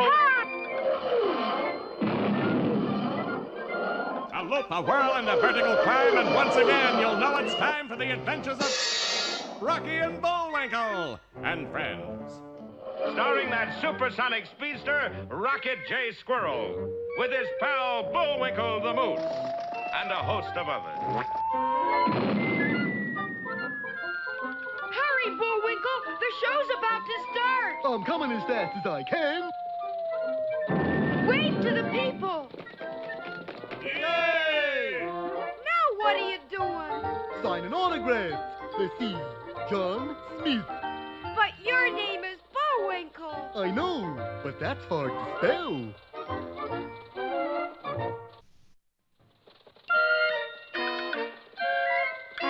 We're gonna have a lot of fun. Come on and join us. Sure, there's always room for one more.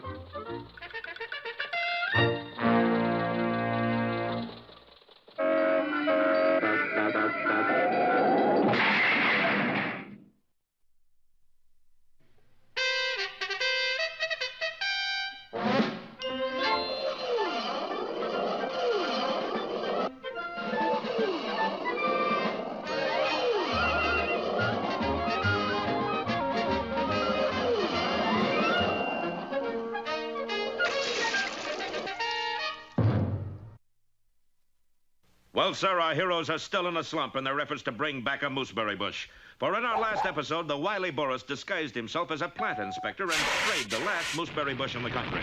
When the cloud of spray was gone, so was the inspector and so was the bush. Boy, that's what I call a powerful spray.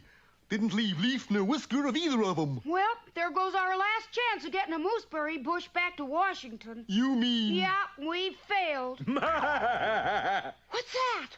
Oh, it's just some Indians gone by in a canoe. But if that canoe had been closer, the boys would have seen that it didn't hold Indians at all, but Boris and Natasha, and between them, the mooseberry bush. But Rocky and Bullwinkle were too concerned with how to get back to Washington. Can't fly back. Our plane's crashed. Check. Can't walk back. Takes too long. Check. Can't go by boat. Haven't got a boat. Check. Wait a minute. Sure, we got a boat. We have? Yeah, right up in that fir tree. Oh, sure, Rocky. Poor kid's been in the woods too long.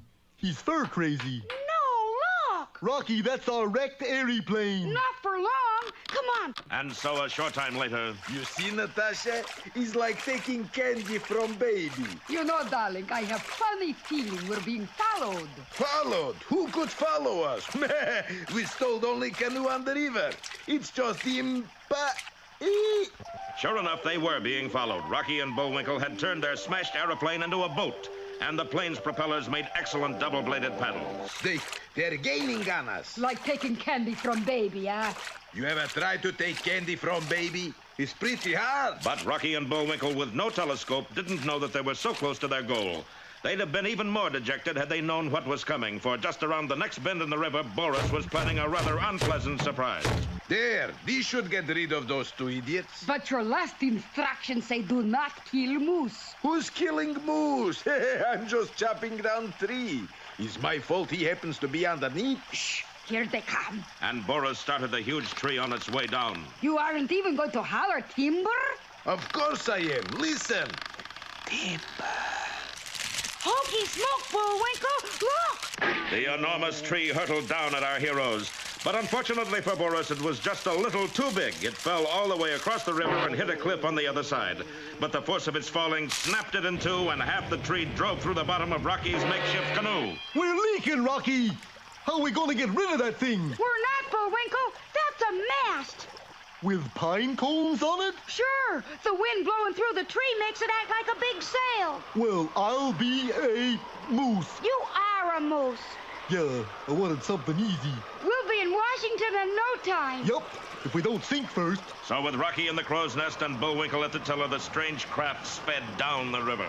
Natasha, this requires quick thinking and positive action. What we're going to do? Run like rabbits. Come on. And a moment later, Boris's canoe started downriver with a furious burst of speed. Faster, Natasha, faster. Stroke, stroke, stroke. And so began the strangest boat race ever held, the cross-country canoe contest from Minnesota to Washington, D.C. Will our boys catch up with the spies before their sort of boat sort of sinks? Don't miss our next episode, Canoes Who, or Look Before You Leak.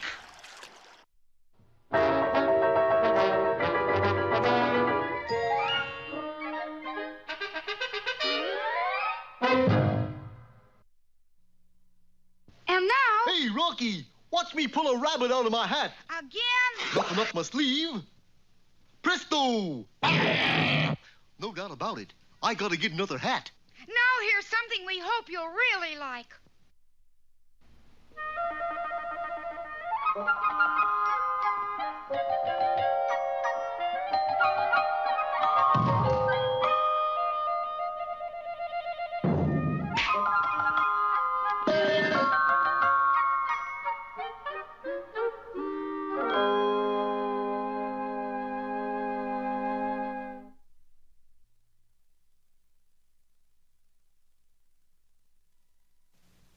Once upon a time, there was a miller's daughter named Gladys who would spin straw all day long and sit up nights thinking of how she would like to be famous. Night after night, she would think of all the things she wanted to be. But as for figuring out a way to be them, Gladys was at a loss. Oh, to be famous. Just then, a strange little man appeared before her. Little lady, I can make you famous overnight. Who are you? I am what is known as a PR man. PR man? Public relations, my dear. Public relations. It is my business to glamorize the unglamorous. In my hands, the pedestrian becomes splendorous, the prosaic resplendent. What do you do, baby? Oh, I spin straw. That's it. You spin straw. So? Don't interrupt. It's coming. What? The idea, the spark. I got it. You spin straw into gold. Yeah, but I can't spin straw. Doesn't matter. I'll do the thinking. Now I'll just contact the trades. But wait. Just leave it to me, please. And so it happened that overnight Gladys did become famous. Of course, nobody had ever seen the gold, but through the PR man's magic, and since it had appeared in all the papers, the people believed it. All of them, everyone. Even the king. Gold out of straw? Bring that girl here. And so Gladys appeared before the king. I understand you spin. Not only do I spin, but I am the best spinner in your entire kingdom. I am so good. That you spin straw into gold, right? Well, I'm going to put you into a room full of my very best straw and have you spin me a room full of your very best gold. But... Of course, if you can't, you'll be locked forever in my darkest dungeon. Oh. Not so fast, king boy. Release that girl. My client is not giving gold away, you know. However, she will spin for you one room full of gold on one condition. That if she does, she automatically becomes your wife and therefore the queen. Well... give me the pen already. I'll sign. Gladys signed too. And the king left her to her task. Well, now what? Have I ever let you down, baby? Watch. And true to his word, the little man spun a room full of gold. Why, that's amazing. I know. Now, look, dear, our business ends right here. You are now rich and famous, so until your firstborn comes into the world, I bid you adieu. My firstborn? Just read the contract, my dear, the fine print right there. So, Gladys read the fine print, and there it said in black and white that her firstborn child must go to the little man. Well, about a year afterwards, a beautiful child was born to the king and queen. Hello again. I have come for the child, according to the contract.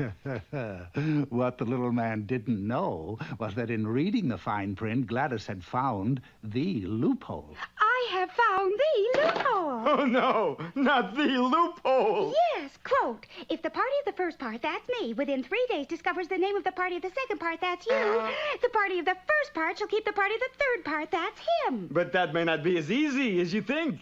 Go ahead. Lay a name on me. So Gladys laid a name on him. Tom, It was the wrong one. Harry, Alfred, Dick, Bill, Lowry, Sam, She spent all that day thinking of all the names she could, but none of them were right. Oscar, No. Edward, Roger, Leon, Charlie, Theodore, And the second day went as did the first, and as it ended, Louis. Like, Gladys was in despair. Oh, oh, Just then there was a knock, come in. and the door swung open to reveal a very round man dressed as a town crier. Like, you don't know me, ma'am, but I've got to hip you to some news. Like the other day, I'm walking through this cool forest when, ma'am, what do I see but this little cat doing this Weirdsville routine? Like he's going... Skoo-skoo-ba-doo, oobop-she-bam. I am the Rumpelstiltskin man. The king's got his gold, the queen's got her fame, and their baby will have my Rumpelstiltskin name. Now, isn't that just too coo-coo? Yeah, coo-coo. So the next day, when the little man appeared again, the queen said, Skoo-skoo-ba-doo, oobop-she-bam. You are the Rumpelstiltskin man, right? Right. Oh, man, I really goofed. And so Gladys and the king lived happily ever after, and Rumpelstiltskin was never seen in the kingdom again. There were several reports concerning a young girl who could make diamonds out of turnips. But of course that was in another kingdom, and you can't believe everything you read in the papers.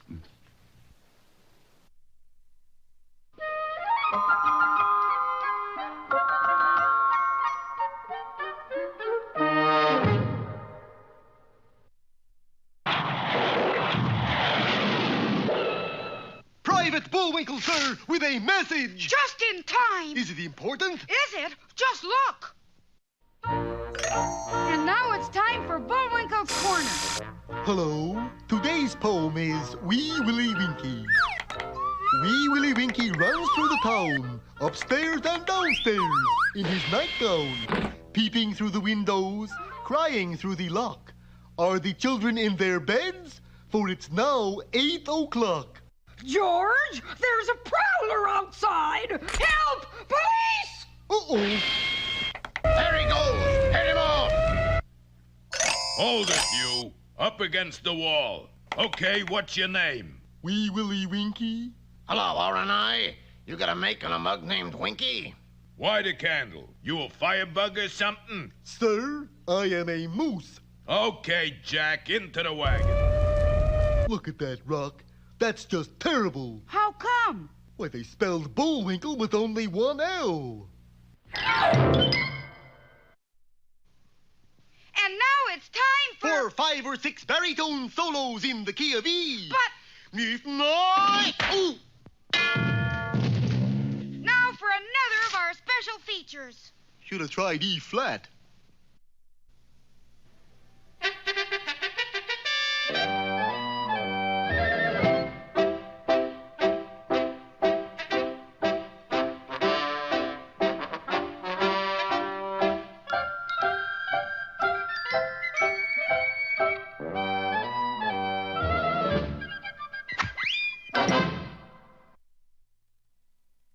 Hello there, Peabody here, and this is my boy, Sherman. What great historical figure do we meet today, Mr. Peabody? Today, Sherman, we visit one of England's most gallant gentlemen. Really? Raleigh, Sherman. Sir Walter Raleigh. Set the Wayback Machine for the year 1580. And the place? The court of Queen Elizabeth. Seconds later, Sherman and I were in a small antechamber just off the Queen's throne room, and there, gazing disconsolately out a window, was Sir Walter. Oh, that my career should end on so sour a note. What's wrong, Mr. Raleigh? Who are you? The Queen's executioners? We're tourists. What seems to be the problem? Well, I am to appear before the Queen in exactly 1 hour and display the cargo I brought back from the American colonies. And you expect Her Majesty to be dissatisfied? Thoroughly. Why? Because the cargo is slightly waterlogged. He pointed in the direction of the harbor, and there, riding well below her plimsoll line, was Raleigh's ship. We no sooner tied at the dock than the barometer fell. Oh? Right through the floor. A nasty hole. Leaked badly. Well, gee, Mr. Raleigh, if you explained what happened, wouldn't the Queen understand? It's her boat. Oh. Perhaps if the cargo were raised, it might soothe her feelings. Besides, it may still be intact. It may, but it would take a miracle to raise it within an hour. I have, you should excuse the expression, a dead line. We rushed to the dock and surveyed the tragic scene. When does the tide go out? It is out. I see. Then we'll have to bring the cargo up. I suggest we hire a dozen or so divers. A splendid suggestion, except that the divers in these parts are the laziest in the world. They're allergic to work. I wonder if they're allergic to sport. What? I constructed a makeshift sign, secured it to the dock, and awaited results. A moment later... You see, Sir Walter, nothing attracts a fisherman like a no-fishing sign. Inside of a half hour, they were reeling in barrel after barrel. 28, 29, 30. They're all here. Quick, we just have time to take them to the Queen. 30 barrels, Sir Walter? A most profitable voyage. Oh, thank you, Your Majesty. Of course, the journey wasn't entirely without incident. We had one small mishap. Not now, Sir Walter. I should like to inspect the cargo. Ah, what have we here? That should be tobacco, Your Majesty. Oh, since when does one put fish in one's pipe? I can explain. You see, an accident occurred when... Later, Sir Walter. I must say I don't approve of your humor. And what does this barrel contain? A deerskin dress made by the Indians especially for your highness. Really? Don't you think it's a size too small? Oh, good heavens, the seawater must have shrunk. Enough. How dare you ridicule me? Guards, escort Sir Walter to the tower. A moment, Your Grace. What is it you want? Only your patience. I think if you'll examine that last barrel, you'll find that Sir Walter brought back a rare treasure. There's nothing in there but waterlogged candy. If your highness would be so kind as to sample? Oh, no. If she tastes that stuff, we'll all be beheaded. Why, this candy is delightful. The most delicious I have ever tasted. What? Congratulations, Sir Walter. You have brought me a rich prize. Guards, release him. You mean you like it? I adore it. What is it? Taffy, Your Majesty. Just taffy. Salt water taffy, Sir Walter. Salt water taffy. The incident closed, Sherman and I returned to my penthouse apartment. I sure am glad Sir Walter and the Queen got back on friendly terms. Unfortunately, Sherman, that didn't last. Actually, from that day on, Sir Walter harbored a secret resentment against Queen Elizabeth. Then how do you explain this picture, Mr. Peabody? Why did he spread this cloak in the mud for her? He didn't spread his cloak for her, Sherman. He had just scrawled a nasty message in the mud, and it was the only way he could cover it up. Really, Mr. Peabody? No, Sherman. Raleigh.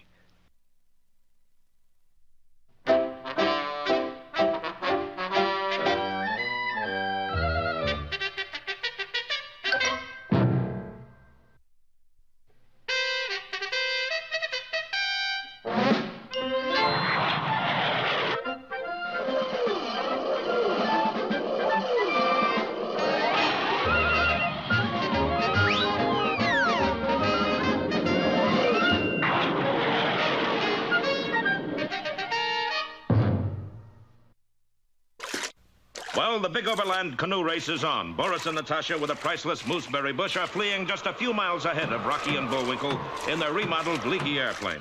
Starting at Frostbite Falls, Minnesota, the two vessels race through a couple of the largest Great Lakes. Stroke, stroke, stroke! Bail, bail, bail! Then, as they ran out of water, they carried their canoes on a portage through Chicago. Which way to Fort Wayne? That way. Thanks! Oh, excuse me. It's all right.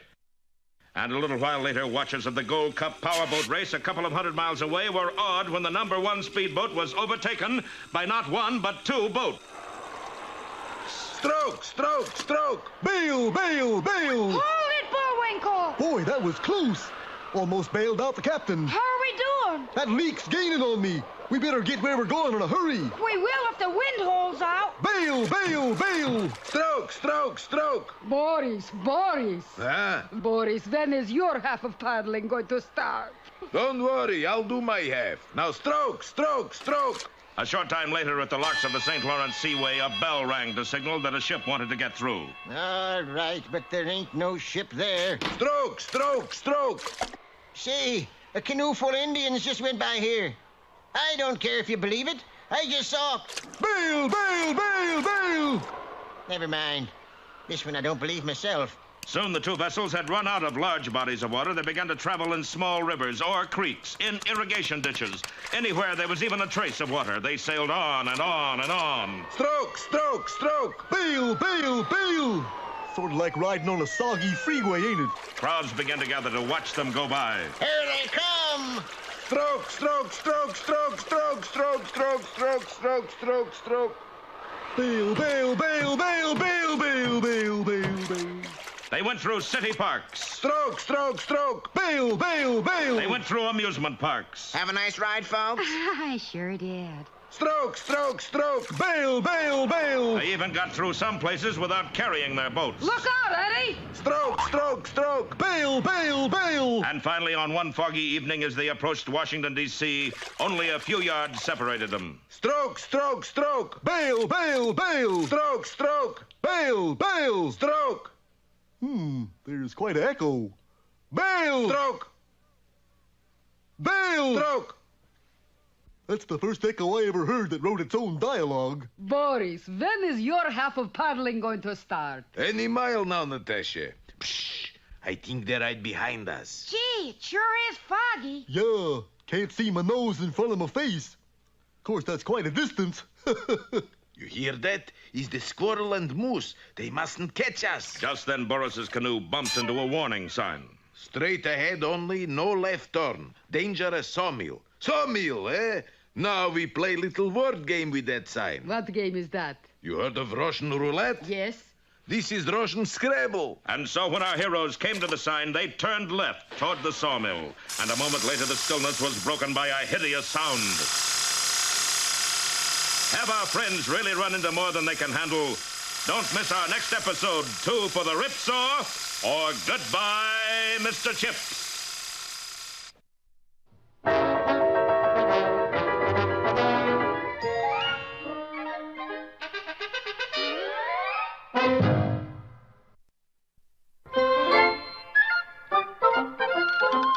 Well, it looks as if our time has just about run out. Mine must be a little slow. You got the credits, Bullwinkle? All on this itty-bitty card. Oop.